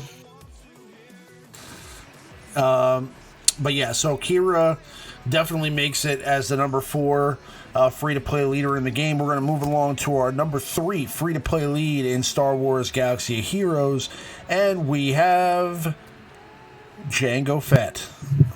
So Jango Fett, we were talking about him a little bit earlier. Yes, we were. I'm a little baffled.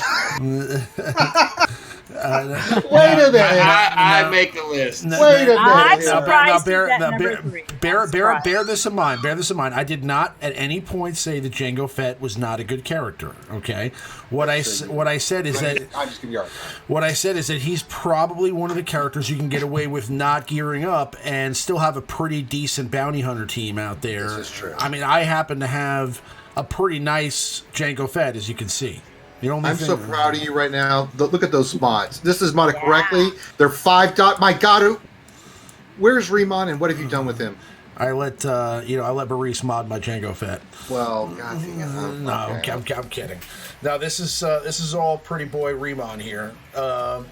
Yeah, I did like to go for this character. So I mean, he's one of the characters I paid a lot of attention to because obviously I'm a huge fan of the character. And when he was released into the game, I mean, as soon as he became free to play, I went right after him to go get that done. Plus, it happened to work out that he was on a node for the Houndstooth, right? So it's like, oh, not the Houndstooth. Sorry. Well, what node was he on? He was on the node with another ship. He's on the Houndstooth node, yeah. Oh, he is. Okay, yeah. So yeah, it made sense to go for him there. So it was perfect. But yeah, he's got one of the better leaders in the game. I mean, if you think about it, Scoundrel allies have plus 30 speed, so he's a speed leader.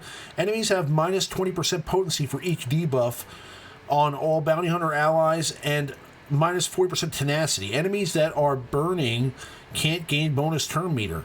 Bounty hunters have plus 35% offense while they have bounty hunters resolve. When Django Fett is in the leader slot, so basically he gets the contract, which is damage a debuffed enemy 20 times, and then all bounty hunters gain bounty hunters resolve to start. So basically they gain the payout that gives them the same buff that Django and Boba Fett have. So gives them a second life, yes. Yeah, so basically they become super, super duper ridiculous. And then can they gain bounty hunters resolve again? They gain bounty hunters resolve again if they kill somebody, right? Just like them. Let's say they lose bounty hunters resolve. Can they get it back? Oh, if they kill somebody? Yeah. I think so. I don't know. Yeah, I never paid attention because mine are always on defense. Yeah, yeah, I don't know. That's yeah, just curious, but yeah. So basically, I mean, it's a sick payout. Well, that's just for the bounty hunter. This is in here because yes, he's a great bounty hunter leadership, and he does provide that negative tenacity to help you land more debuffs, and then so you can get his contract off and give all the bounty hunters a second life. But his leadership speed bonus applies to all the scoundrels. Again, second largest faction in the game. You can make a case that a well-modded, very, very fast Django Fett lead, Boba Fett, Nest, 3 versus 3 is one of the toughest defense.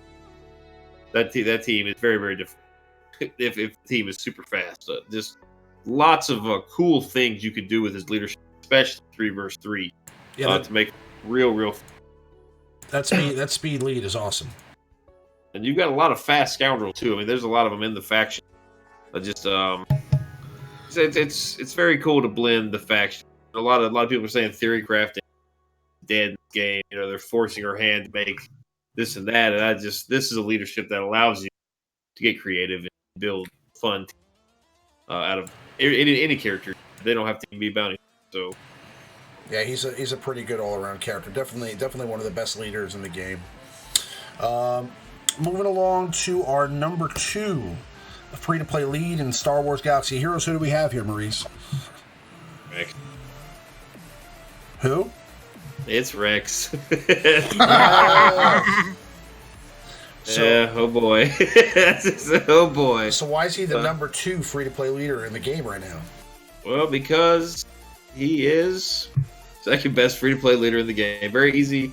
He's relatively easy to obtain for players. Pretty easy gear. Does have a ship. And his leadership applies to all characters, not just the clones. Clones do get a bigger boost, turn meter boost for being crit hit, but his leadership applies to all sorts of characters in the game. Every single one of them, actually. They are finding ways with these newer factions like the Sith Empire, the Padme team, for instance. They're kind of eliminating the mechanic of turn meter manipulation, if you will.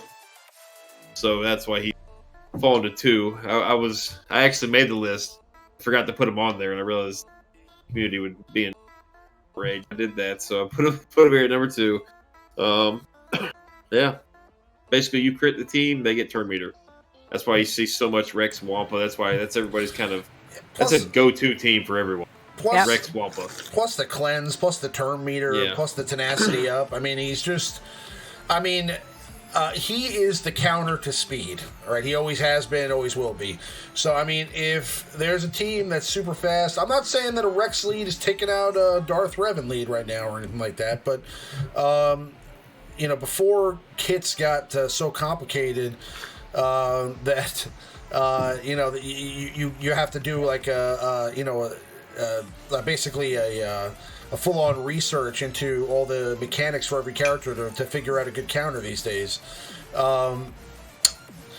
Rex is basically the counter to speed. So, I mean, any speed leaders in the past, would be in trouble because if you crit that team, they all gain turn meter, and on top of that, Rex, if you make him fast enough, he can speed up the rest of the team. So, he's just overall a fantastic character, somebody who's kind of stayed through the times as always a viable character. I mean, he's just one of those characters that hasn't been touched and is still one of the better players in the game from launch. And that's tough to say. I mean, most of these characters typically kind of die out with new metas. Rex has stayed the test of time. General Kenobi has stayed the test of time. Some of these characters just had great kits coming out. Rex is one of them. And he's still to this day one of the best leaders in the game, and definitely somebody that's attainable free to play.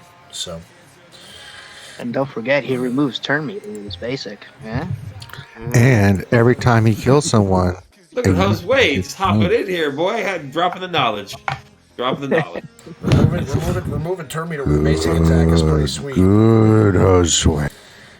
He was a necessity for that tank raid. I mean, for the Rancor raid when it first when those teams first came out. Yeah, he was the number one character in that team before we had figured out the whole Tebow thing. So, do you remember some of those ridiculous teams? It was like Rex lead with Tusken Raider, Qui-Gon Jinn, Tebow. Yes. Like some of the most ridiculous the teams. game was very fun. Oh my god, that was when I that brought the whole sandbox aspect of this type of game. Yeah. I had totally done my Tusken Shaman up there because of some random team going, you gotta get, Tusken Shaman for the raid because this will, never. One hit and he was gone every single time. Yeah, Phasma and Fives for the speed down. Yeah, this is old school. Fives and Phasma. Yep, absolutely. Yeah, that was. I remember that. When I first started, it was Fives, and I would wonder, why is Fives always attacking me when it's not his turn? What's going on? I didn't have Fives, so I don't know why he was countering. Well, crazy. Fivesy Boys was broken there for a while. Fivesy Boys was countering for about 25k for a while. It's like, wait a second. He was also just go. He was attacking way too much too. Like I remember he was attacking like he had First Order TIE Pilot were all sorts of messed up. They had they would triple tap and stuff sometimes. Yeah. Thank you very, very much. Excuse me, I can't speak now. Chubukaki, thank you again. Thank you. Chubukaki's on the donation train. This is what she does. Thank you very much, Chubukaki. She's really, really, really generous. Thank you very much. We really appreciate that. That helps out a lot. Going with the Captain Phasma lead and Fives under her, and he was just Phasma. Yeah. Yep, Captain Phasma, Ray, Royal Guard meta. That was Chubukaki. Yes, Brendan. Thank you very much, Chubukaki. So that is our number 2 free-to-play leader in the game. Who do we have at number 1, Maurice? Number 1 is either or, Asajj or Talzin. Whichever one you guys want to slot in here. I would like to nominate Ugnaught. I put Mother Talzin on the screen, but yeah, I mean either Asajj or Talzin would fit in the spot. We're just kind of putting them both here because you would incorporate them on the same team no matter what. So if Asajj was lead, you'd have Talzin on the team. If Talzin was lead, you have Asajj on the team. So either or really fits in this slot. But yeah, I mean, why are they the number 1 free-to-play team out there? Well, because that's you just said it, because they're the best free-to-play team. They are. I really think that. They're not required for anything. I think you might need them for a couple assault battles or something, but they're not required at this point for anything major. We'll see in territory battles. Just a great faction. PvE, PvP. Right. This particular Grand Arena, My Night Sisters held once, and that might win me the entire match. So they're still good enough to hold on defense. They're still good enough to beat almost anything in the game on offense. They do struggle a little bit against the Revens, I guess, but I mean, they are pretty much a counter to almost every team in the market. Yeah, I mean, so you can put together some sort of a night team that can almost beat anything. Those goddamn Revens have ruined the Night Sisters, though. I say we kill them. And the Night Sisters might have a role to play, like you were kind of hinting at there, in the territory battles, because they're a huge part of the Clone Wars saga and what's going on there. They better be part of it. Otherwise, they failed. Well, they wiped out the whole Dathomir, so they're dead now. Let's have a moment of silence for the Night Sisters. All right, let's move on. The dark magic is gone. The dark magic is gone. Yeah. Yep. Oh, Nathaniel Morgan says, "Can we have a round of applause for Ramon's Towels and Mods?" Yeah. I was just going to get to that. God damn it! All 5 dot got a hell to the speed. We had the one hiccup, but god damn it, you've been on. Yeah, it's been Hey, he's got the right sets. Listen. Damn it, Ramon, you were on. There are times that I do know how to play the game. Well, let's not get crazy, Ramon. I'll give you. Knocked. I have been playing this thing for 3 years now, so I figured out a thing or two along the way. But yeah, no, it's clear. I mean, obviously her leader ability is great. The debuff that she introduces into the game, Plague, really sets her apart. I mean, it kind of just eats away at your opponents throughout the duration of the match, and giving the Night Sisters potency and speed is tremendous, especially since they're kind of a debuff reliant team. So adding that 50% potency and 30 speed really helps out the squad. And if you put the right pieces together, you can run a team with the Night Sisters that can, pretty much counter most of the meta out there. Now, they have their own counters as well, so if you put them on defense, Imperial Troopers are a good team against the Night Sisters. But kind of like every team should have its counter out there, so do the Night Sisters, but they are definitely a great offensive team. That's why most people save the Night Sisters and don't really put them on defense in Grand Arena and Territory Wars, because there's just such a great team to have to kind of pick at which spot you want to use them to take out a meta squad. So again, we're not talking about your Darth Revens here or your Jedi Knight Revens, but they can pretty much take out any other team. So just have to have the right mods on them and the right configuration, and you're good to go. But the Night Sisters is why I think we need like a favorites set for mods, like right next to where you see those 6 mods, right to the left of it. So you can just click one button and change over, because Josue, god damn it, that makes sense. We have. I was just saying, because for the raids, they don't need to be fast. But then for PvP, we can't talk anything that makes sense here, Josue. That's a good idea. None of that. No, we don't want to talk about stuff that logical sense. We want to talk about stuff that Avinash does it all the time. I'm like, Avinash, can you just stop? You're giving us hope. We don't need it. I'm so sorry for that. I'm really sorry. I apologize for giving you guys hope. But as usual, we do have an honorable mention, and our honorable mention this week is who is it, Maurice? Newt Gunray. Oh, it's Newt Gunray. What did you say? Newt Gunray is my new in-game crush.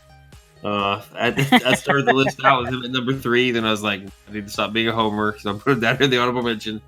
He is something else for a faction that is pretty good, pretty zippy faction too, with Dooku B1. That leadership will give 15% speed and potency to your characters based on the number of extorted allies. He's a new kit. It's a relatively complex kit. The leadership will provide insane amounts of speed and potency to a team. With that Zeta, he will provide extra damage per debuff, so the potency is helpful. And then obviously the speed is very, very helpful. That's up to 75% speed, right? And if you're Dooku, 280 to 300 speed, slash 75 speed on that, that's going to compete with Darth Revan speeds with all the debuffs speed to generate that way. Very, very good.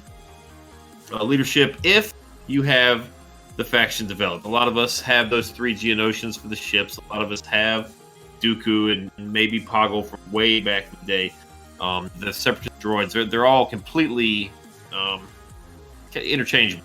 And we showed Towson there a second ago on the number 1 slot because you guys are going to have to start building Towson team without Asajj on it for this new team. But that's so it's going to be a lot of fun to see what the community comes up with this leadership. It'll be a real pain in the butt. May I ask a one that I thought could be on here that wasn't on here? Karth and Finn, Kylo Ren, Bosk, all those were kind of lumped into the 5th. Karth could have made it, yes. Yes. But there are a lot of leads that they could have made it. Bastila could have technically made it. Bastila could have made it. Karth, yeah. But I mean, again, Basti's probably somebody you're including in that Jedi Knight Revan team. Oh, of course. And, Karth, I would still argue that Crew is probably more of a prominent free-to-play character than Karth. Karth is still relatively new to the free-to-play realm. We're trying to, for the most part, include characters that have been free-to-play for a while now. Okay, that makes sense. Karth, I mean, the most recent character on there would probably be Jango Fett, but... Karth could have easily made the list.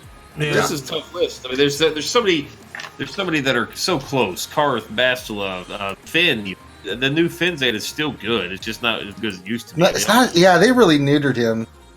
And that lead, I hate that. Yeah, but I'll tell you what, I'm really enjoying him hanging out on my Ray team. Yes, he's I mean, that's 60 better against Bounty Hunter. He's a better character all around because of the rework, but he's just not a better leader.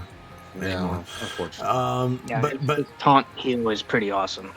He's a Grand Arena dream come true. Yeah.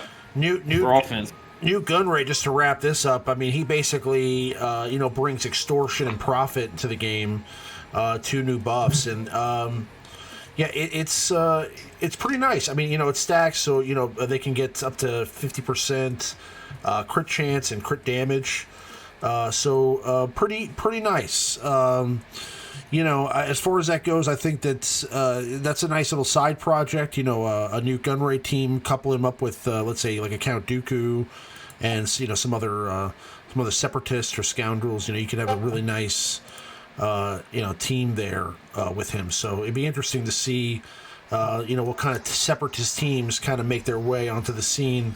As TW teams or GA teams over the next couple of weeks. I'm sure we'll start to see some interesting Gunray squads with Count Dooku or vice versa. So, oh man, it's so much. It's pretty good, man. It's pretty fun. I love this team. What baffles me is how CG can come up with like such a really cool, unique kit like this, but then for Arena, all they do is come up with counters for the recent counter to the recent counter. I don't get it, but it's new. I'll tell you one thing. I have tried probably upwards of 50 times. New Gunray, fortunately, cannot beat Darth. So that's go ahead and rule that one out. Jedi Knight Revan, absolutely. The other teams in the game, probably so. Not Darth Revan. Unfortunately, that's all. Listen, Josue, when you start to try to rationalize other people's decisions, it becomes really difficult sometimes. I mean, listen, this is coming from somebody who plays Anthem and watches Game of Thrones. So, I have no idea why people do what they do sometimes, but... Holy crap, Chibukaki is not playing around. She did this to us one night when she just started donating, and it's amazing. Enjoy. This Chibukaki. Oh, she says she loves Newt. Chibukaki is the greatest human ever. God. She's into the Newt. She's digging the Newt. So wow, Chibukaki, thank you very much. Another very generous donation, $50. Wow. I mean, Chibukaki does not fuck around with. I promise what I will do is to put your donation to good use. I will include part of that that I take to get a green screen. I've been planning on getting a green screen now for a little bit, so I definitely will do that. And I appreciate that very much, Chibukaki. Very nice. And on top of that, we all love Newt too. The rework is great, and I think that He was at gear like 7 for me before this. I just started to gear him up now. He's at almost gear. I can get him to gear 11 probably in a couple of days. So I'm definitely in on this team. I think this is going to be a cool team. Like Maurice said, it's going to be a lot of fun, and I think it'll have a lot of versatility in a lot of different areas of the game. You could definitely use this team, and it may actually be even a required team for the territory battles. So look out for that. I think so. Yeah. Oh, yeah. He'll be required. He was in that movie, in those movies, so he'll be required for something. But it could just be like a Hoth Rebel soldier, Hoth Rebel scout, type of snow trooper thing. You just you got to use this character. You just got to be there.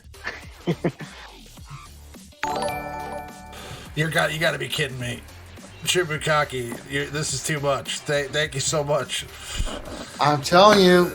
Wow. Okay, there you go. She just donated $100 to the stream. Wow. Every time I see Chibukaki play games, it's just ridiculous. Chibukaki a beast. They're a beast.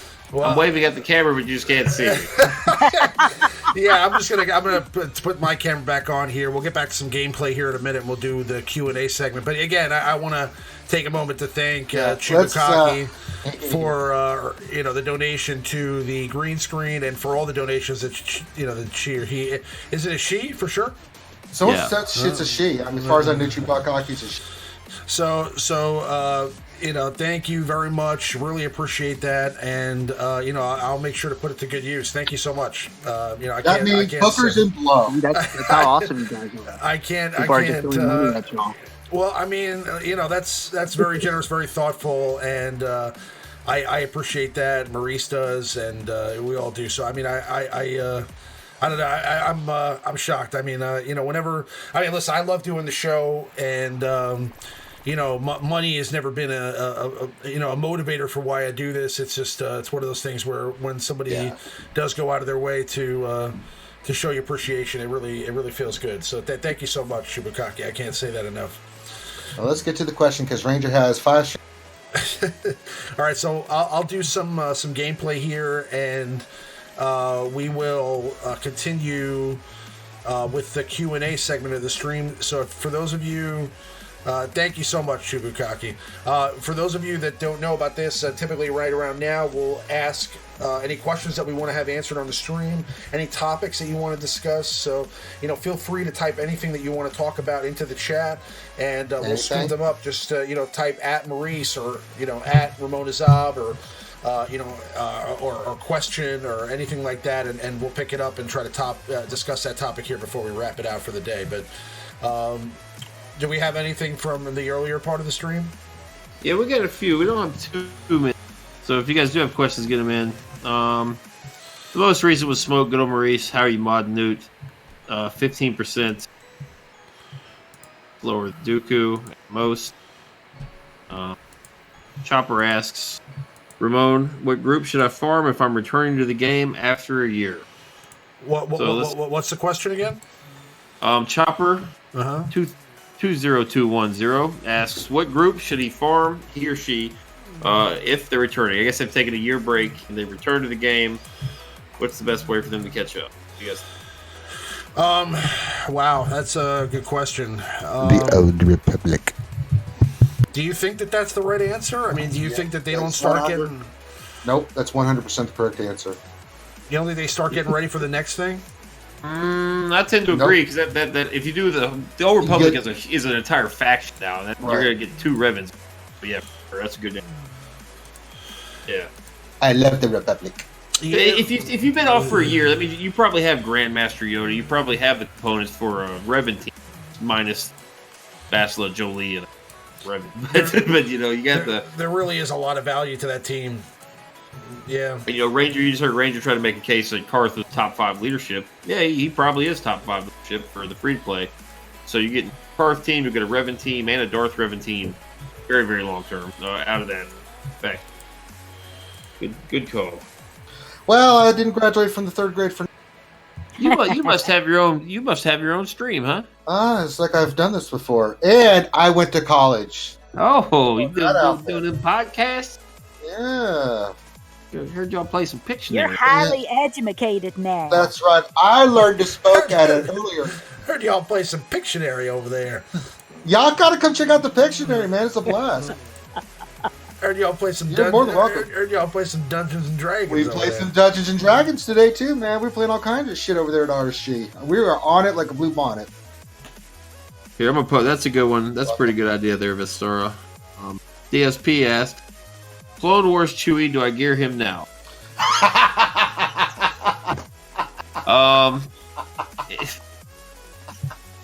Actually, All- Clone all- Wars, It's not Clone that. It's Wars not that Chewie- funny. It's not that funny. It's not that funny because Clone Wars Chewie is actually No, good in GA. I'm not laughing because of that, because it's just, poor Clone Wars Chewie. For He's, so long.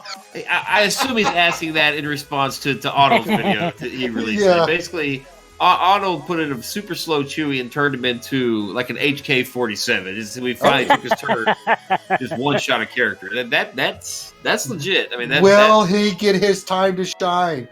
Are If we he going ever to the takes that age of second Clone Wars? turn- Baka? yeah, he's gonna take 2 turns without dying. Yes, make it so. So it's no. I like Clone Wars. I geared him up. We have got our show all the time. Clash. The It's short great. answer is no, basically. Right? Beginning when they released Clone Wars Chewie. He is very, very good if you have a very deep scoundrel roster. That's a good point. If not, then probably not. I mean, he's really good in 3 vs 3.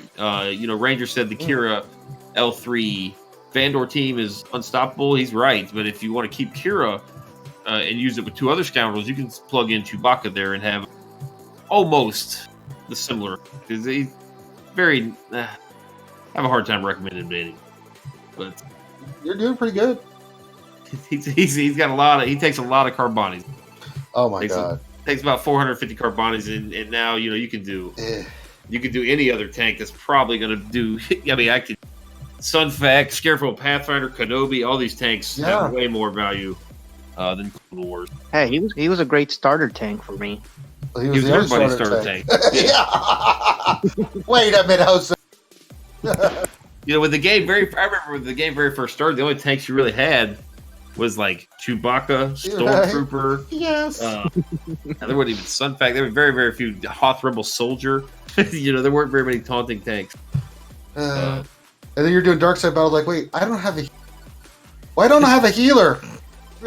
Oh yeah, I remember that. Oh god. Oh, DACA. Until you got Daka, you're like, why is this happening? For the longest time, the dark side battles was ridiculous if you didn't have old Daka. Yeah, for sure. Yeah. I was so far behind on dark side batters compared to light side. I know, it Terrible. was awful. Like light side had like 5 healers at that time. You could I plug know. a whole team of healers. Dark side couldn't friggin' Royal Guard, yeah, I forgot about Royal Royal Guard. Guard. Yeah, the good old Old, Mr. Precraft. I still use Royal Guard in I my do too. Well, I team. can't believe that pre-crafting was actually a thing. I can't believe Good old that. Precraft. I can't believe that there were people that had pre-crafted gear that were allowed to get away with it. I probably World would've of had some. pre-craft. I would have had some if I would have realized what was going on. I probably would. We all would have had some if we realized what was going on. It's just I can't believe they let everybody keep it. Is what I'm saying. Like they let that rock forever. They were like, all right, if they did it, they did it. What happened? That's before mine. Before your time, there was this there were these gear pieces that if you had crafted them before the update, they gave you the piece. But if you didn't craft them before the update, you had to refarm gear for that type of gear. This is back when raid gear was hard to come by. So you needed they created all these new pieces of gear like furnaces. They created the MK6 droid callers, the MK6 Nubian design techs. They created all those pieces of gear for the Rancor raid, and if you didn't have that raid gear, you were kind of in trouble. And some people pre-crafted their pieces because they were waiting for the for the patch or whatever. And then when the patch came, they were just able to equip those pieces while others had to wait and farm. Advantage. Yeah, so it was like a huge advantage for those people that had the pre-crafted gear. And they never rolled it back and adjusted anything. So anybody who had the pre-crafted gear was basically, at the next gear tier, like immediately, while everybody else had to wait until they got their pieces. So it's the only time Royal Guard's seen the meta report during the 4 months where Royal Guard was a completely useless character, and then when they reworked him and gave him that taunt when people become... Yeah, he didn't have a taunt. He was terrible. Yeah. He did no damage and gave 3 turns of defense up to his team.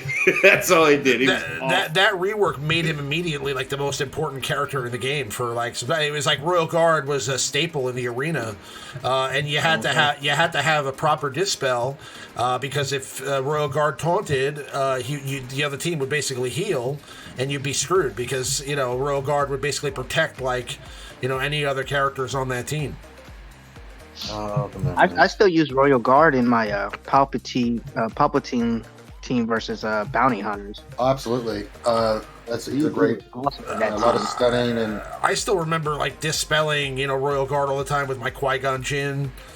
Just trying to get to whatever character I was working on before. I forget, but there were some really hard hitting characters like, it's either like Rey, like the original Rey. She hit so hard, and if you had like a Royal Guard on the team, like you couldn't get to Rey in time, and Rey would just like slap out your entire team in 2 attacks. This is before like protection, Yeah. Remember when they were going to call protection fortitude? Yeah. They were going to call protection. They were going to call protection fortitude. Yeah. Originally, it was called Fortitude, and then they changed it to Protection. I think you just wanted to say the word fortitude. No, that's what it was going to be called. That is a fun word to say. Fortitude. I think that was the word. I think that was the word. Fortitude. I don't remember. I do remember prior. I remember there being no protection because I remember everybody's Darth Sidious went first, but then you basic attack him once and died. I remember that. Yeah. All right, this was kind of tricky here. Nathaniel Morgan, what's considered good for defense as a secondary, and what would be God tier, both flat and percentage? 9,000. I have little idea what I'm looking at. Defense, if you look at every character in SWGOH, it's different than other stats. Defense is actually a flat stat within the game. Like if you look at SWGOH, you can see everybody's flat defensive stat. There's some conversion rate where they convert it to a percentage in game. So like the percentage defensive mods, it's a percentage off that flat number. So characters like 5s, Scarecrow, Pathfinder, Kenobi, maybe some characters that have hired the Sith Trooper, perhaps. The percentage, especially when you succeed, is going to be very, very good for those characters.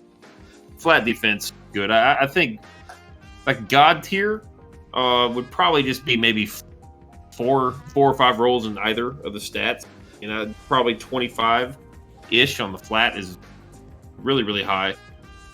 Percentage-wise, I don't know off the top of my head. Yeah, very, very few characters have a high enough base defense for the percentage to be better, I guess.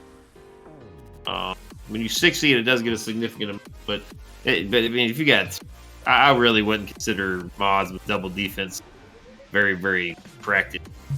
I think protection health are good. They're probably better. Maybe I'm wrong. Maybe that defense is something that's kind of always been kind of underwhelming. I don't know. You guys prefer defense in any situation over protection or No, always protection. Not really. Yeah. It's so disheartening when you're in an arena battle and that the opposing Bastila gets a shot on somebody with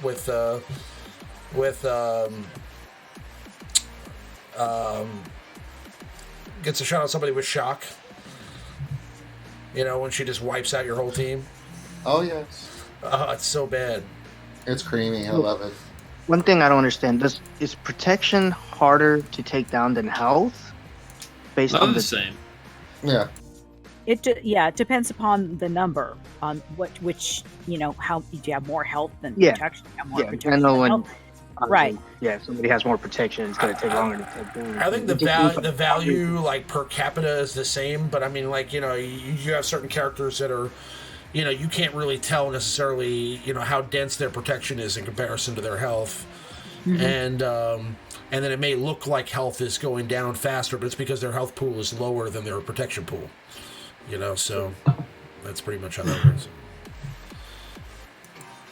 works. Next question. Drew Dog, what's up, man? What's going on?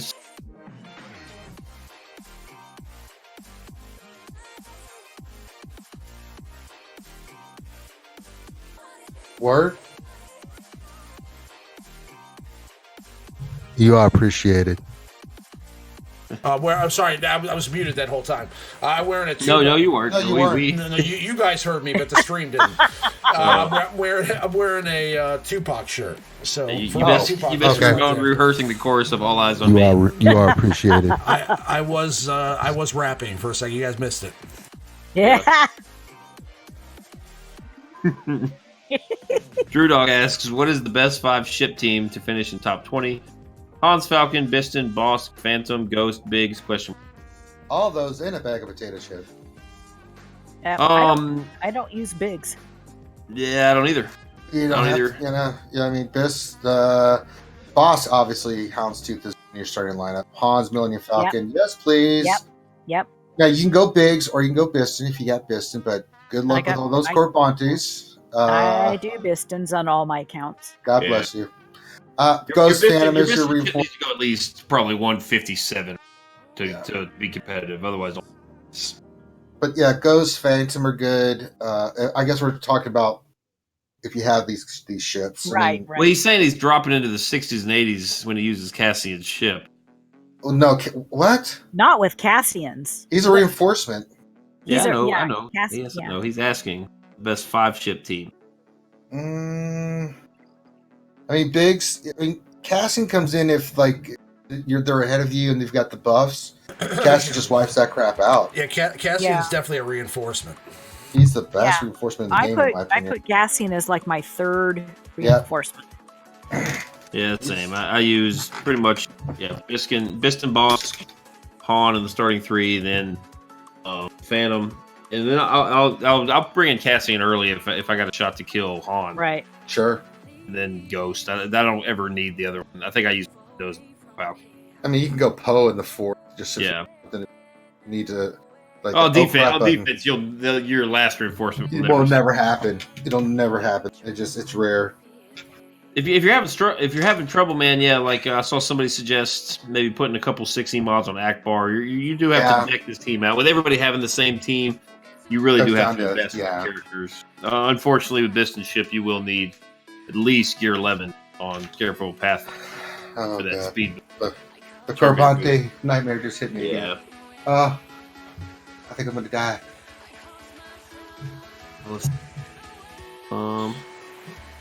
Any more questions? Vistara says idea for top 5 best characters have speed on outside of current arena meta. You have less than 100 G12s. Talia. We have a Talia reference in the chat. A whole bunch of Cassian references. Question. Horde for new legendary marquee or gear Sith Trooper in Spiriotto? I guess talking about Sister Spirit to gear 12. Or Spirit too. The 2 words are together. Oh, okay. Spiriotto! Spiriotto! It's the Italian spirit. Spiriotto. Why you don't talk away about the Spiriotto? If you have Darth Revan, man, I'd probably do Sith Trooper. Yeah. It's not only for that team, but Sith Trooper allows you a lot of flexibility now. There's an extra team. So he's kind of, you can put him on Palpatine, you can put him with your Freya, and you can put him with Darth Revan. Real good tool. Sith Trooper is people might mock him, but he's pretty good. Oh, it's good. If I read that, I would say Spirito too. It does say Spirito. Spiriotto. But go ahead, Mr. Go ahead. Spirit is boss. Good. Take her ass to gear 12. Are you kidding me? She is freaking boss, man. Yeah. can't remember who told me, and I was like, Spirit. And then I actually saw it in action. I'm like, so you see, what happened was I was wrong, and I'm going to work on her right now. Sith Troopers are such an important character to have for a couple Sith teams. And it's not that it's not like he's just it's not like he's an amazing character either. It sucks to gear him up and get T-Money. you know, but T-Money's right about that. He's kind of like a lump of crap, but he is an essential lump of crap because there's so few takes on the dark side, really. He's just good to fit in just about everywhere. You can't argue with that. He's just a good distraction just to kind of save your other characters. I mean, he's a good lump of crap. Yeah, definitely. But yeah, he's definitely somebody that you can invest in, and you're not wasting your resources on him whatsoever. You're going to need him for a couple of teams. He's a meat bag, right? He's a meat bag. You could probably do both of those characters. One's like an agility-based character. One's a strength-based character. So I mean, one's going to take a bunch of syringes. The other's going to take a bunch of carbonics. You probably knock them both out. Spirit. Before I would go for Spirit though to gear 12, I would probably save for right now because I think that there is some stuff coming. So if you can invest the speed into Spirit, she really makes your Night Sister Squad immune to many of the standard counters. Yeah, I've got speed with offense secondaries on her. So nasty. My God. Like if somebody tries to bring their troopers, she's fantastic against the Kylos, especially the Kylo Ren. She's fantastic at taking him down. What the hell is I told you, Chewbaca's out of control. I told you this was going. What does SWGOH mean? Chewbacca, I'm telling you, she is incredible. This is what happens. I warned you guys. It just builds and builds and builds, and y'all didn't believe. Thank you very, very much. Well, you better get a damn good green screen now. My God. Yeah, ask them to strip for that sort of cake, sister. Yeah, I mean, if you could see my camera right now, you'd see me actually removing my shirt. Please don't. No. I have seen you dance, good Maurice. That's enough. Oh, right. I saw that. Oh my God, Ranger! Did you see the video for the? Yes. Oh, how embarrassing is that? I haven't eaten fried food. It was wonderful. It was. No, not the bonus footage. The bonus footage. Wow, Chewbacca. Listen, quite possibly the most embarrassing thing of my life. Chewbacca, thank you so much for the donations today. Really appreciate it so much. I mean, it's so helpful and very thoughtful of you. And yeah, I mean, I think that Chewbacca would probably pay $200 again to keep our shirts on, Maurice. Yeah, so I don't think that. Why don't we just do that for free? Thank you. Yeah, we would just do that for free. Ranger has that military body, so Ranger's got that military bot. Yeah, but no, I've already listened. I've peed my pants on stream before, but I'm not stripping. But yeah, I mean, how am I going to explain that to my wife? Like she'll look at this and like, she'll go, you're doing that again? It was for the stream. I thought you said you only did that when you were younger. Chewbacca, if you ever I'm older, I need the money. Chewbacca, if you ever want to join us on the stream, of course, you're more than welcome to do that. I've invited them. They're welcome on our stream. She did this to us once, and I was like, yeah, anytime you want to do anything. VIP, whatever you want. If you want. I said to Chewbacca, I will rub your feet. I don't know you, but I don't care. Yeah, if you just want to come and join us and party with us, next week, we'd love to have you. But yeah, so I mean, basically, we were talking about the thing. Oh, Andy Fox, yeah, we saw that. Oh no, we saw it. We thanked her for the $200 donation for sure. Yeah. Oh yes. Oh yeah, that was Yeah, that. we- We saw that right away. Okay. What do you think we've been talking about for the last 10 minutes? Yeah, but no, definitely very generous and very thoughtful. So I mean, can't thank you enough for that. We were talking about. We were talking about whether to hoard for legendary or marquee, or to do Sith Trooper or Spirito, and the idea is that yes, I you can go two schools on this, and neither one is wrong. I think that Spirit is definitely a good character, and she helps out, makes that Night Sister team a lot better to have her. And then she also frees up your opportunities with Asajj Ventress, because it gives you an opportunity to take Asajj Ventress out of that team and put her somewhere else. If you have all the Night Sisters maxed out, you can kind of make a Night Sister team without her, and then use Asajj Ventress with the Separatists or something like that. So it gives you opportunities to expand on those other characters. But I do think that there is something coming. Either another version of Anakin that we've talked about before, maybe some reworks to Mace Windu or some other characters like the clones that could be coming. Probably some old Jedi. So we don't know what's happening next. We do know that EA plays in a couple weeks, so there's always a chance that they could do some sort of a drop informationally there, and they'll probably be there, at least in some capacity. So somebody will find out something from talking to somebody while they're there over the weekend. So I'm sure we'll hear some rumors from EA Play over the weekend. So we'll see what happens there. But I think that sometime within the next 30 days, we're probably getting a nice content dump. So, if it's a character, like you said, like Sith Trooper, that's really going to help out your Malak team or your Traya team, then I'd say it's worth it. But if you're going to be just farming a character for the sake of farming a character, and you don't really think that there's a huge plan for this character going forward for your roster, then I would hold out and kind of save your resources to see what happens over the next couple of weeks, and then make your decision. If you see that the stuff that's dropping isn't really up your alley and you want to go back to something else, then make that call. That's what I would say. Wait is the name. Wait is the name of the game. So what's going on, Maurice? What's the next question? Do we have any more? Yeah. More questions about Spirito. Spirito. Yeah. How nice of you to join us. Are you talking to me? You Yeah, talking you just to want me? to say the name, that's all. Spirito. Spirito. Hey. Hey, I do a 7-star my Luigi. Why are you being this way, Mario?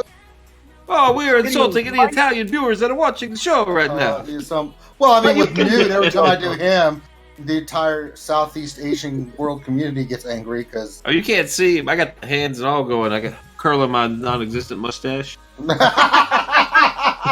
Oh God, you got to be careful with that stuff, because when somebody watches later on, they take the comment, they'll just pop in like that person that just popped in and saw that we weren't talking about the $200 donation. Like somebody will just pop in and be like, "Is he making fun of Italian Americans?" Or I'm telling you, I have a video a while back where there was I was trying to pick a team I was going to play next in arena, and I'm looking at the names of the characters, and there's one guy who has like Japanese or Chinese lettering as his name, and I didn't know what to call him, so I'm not like I can't say it's like anybody like you see on screen now in my arena. So I just said like, oh, let's hit this I forget if I said Asian or Oriental guy. I don't remember the name the word that I used, but I got like a lot of hate in the comments because I used that term like I was like racist or something like that, because you probably went with the O word. To me, Oriental means like from that general area. That's not a racial slang or slur. I don't think that's saying anything negative about a race, saying somebody's Oriental. No, it's not. Or that they're Asian. No matter what you say, I don't see that as. So I mean, I thought that listen, there's going to be somebody who has a problem with any way you word things. So, some words we know that you just say, So and we know, and they're not even worth eating because they're just ridiculous. But there's some that's like no, sorry, I'm not buying that. But Racial sensitivity with Ramona Zob. 1:30 Sunday evenings. I don't know. Welcome. Listen. I mean, I'll just admit that if it is a mistake, then I apologize for it, and I mean, it was made, completely from an innocent standpoint, where I'm not trying to say anything negative about somebody, but when I'm looking at somebody's name and I can't say their name, I'm not, maybe I should have just said, "Let me fight this guy." I don't know. Let me fight this guy. And I should have just picked it, But Look at Mythov. oh well. Mythov's still playing. Mythov is still playing. Yeah, Mythov is still in the Alliance. That was a terrible attempt at a segue. Sorry. Yeah. Next question. Yeah, Who should be fast? Next question, yeah. Spirioto or Zombie? Oh, for Christ's sakes. Spirioto. Yeah. I think Spirit should be the fastest on your team. You really think Spirit first before Yes. Zombie? Yes. Yeah. I would. You don't think Yes. Zombie's more important for a Night Sister team than making Spirit? sure. Yeah. If Spirit goes first, that makes your Night Sisters incredibly difficult for the troopers to. Your Night Sister Spirit goes first, it makes it incredibly difficult for some other counter. I mean, anything pretty much except Ray. I mean, Ray is difficult to use against Night Sister. Very, very disruptive with turn meter removal, the stunning. 3 versus 3 of fast spirits. Like I run a Towson Daka Spirit. That team has been a lot of holds.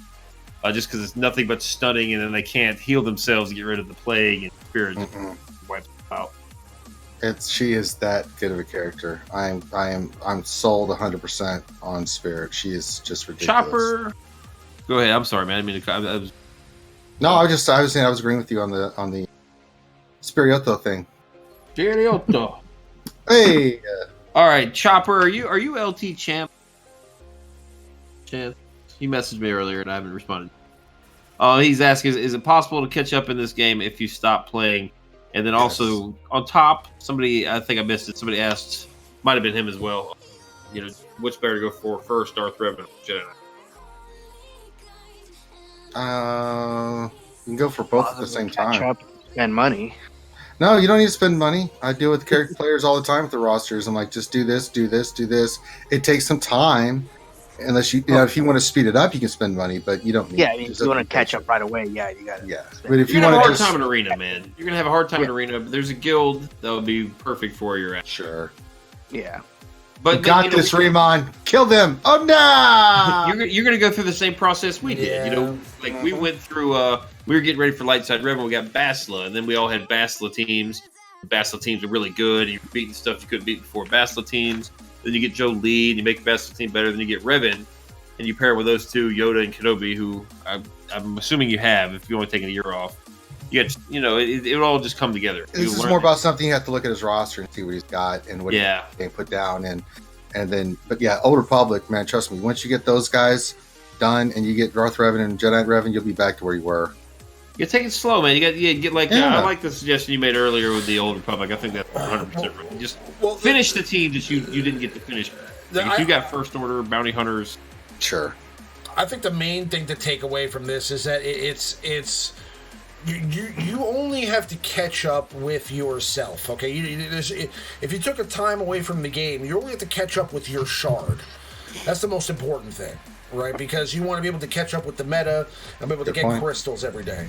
So you only need to catch up as much as the rest of your shard has advanced, and there are going to be teams that they geared up over the last 12 months that become inconsequential, in the future. So, anybody, like you may have missed the Traya meta, and you may have missed the Bastila meta, but you could still catch up on the Jedi Knight Revan and the Darth Revan meta and be a part of that going forward, and then, be prepared for the next coming meta, and it'll be kind of a seamless change for you. Are you going to take first place in arena the first day you go out there and start to catch back up? No, it's going to take some time. But as you continue to work on your roster and try to develop the characters that you need for these different legendary events, you're going to create some other teams as well, like that Carthonasi team, the Bastila team, and that Jedi Knight Revan team and Darth Revan team. So you're going to have 4 pretty good teams if you work on those squads, and it'll give you an advantage in other areas of the game. And you're if you waited for a year, your GP will have suffered a little bit because of that. But again, that's not going to penalize you in Grand Arena. So you'll still be able to get the rewards from Grand Arena because you're coupled with people that are in your general GP range. So the only place you really need to catch up or worry about catching up is in the arena and in territory wars, etc. The team, you want to have the core characters that you need for your guild to win territory wars and to be a part of that. So and you may need to be in a different tier guild for a little while. So you may for a little while need to be in a lower tier guild as you work on your roster and build up. But this is the name of this game is farming over time and just sustained growth over time. So, will you be where you could have been if you didn't stop playing for a year in 2 months or 3 months? No, it's going to take a long time for you to catch up, and maybe a little bit of an investment here and there if you decide that you want to do that. But as far as that goes, you can pretty much catch up free to play with a lot of these quality teams, and you're not going to miss much. I mean, listen, if you miss out on the General Grievous meta and the Count Dooku and, for example, Nute Gunray meta, but you catch up on the Revan metas, you're still in good shape because those other two are probably not going to trump in the arena the other metas, so that you'll have time to catch up. Nute Gunray isn't a meta team. It's not what considered Nute Gunray. Chopper, I'll put it to you this way. I'll be doing mini roster reviews tomorrow. Come on in, give me your ally code. I'll go over your roster with you. Do it for lots of people, and we'll get you squared away. Yeah, get your back set up, man. Yeah. Ships is going to be... that's a different story, but we can still get them set up with the...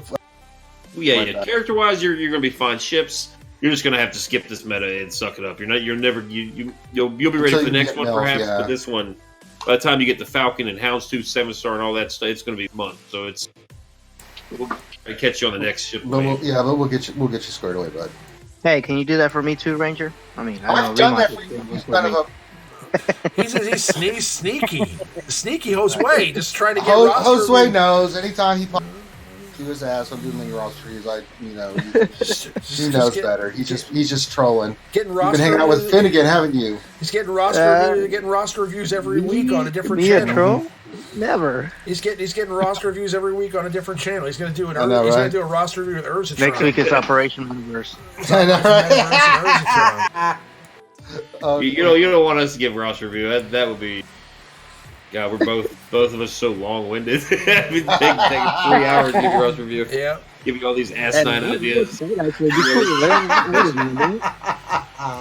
right, Josue, you got to get your Count Dooku to 320 speed. You got to get your Knights of Spirit P95.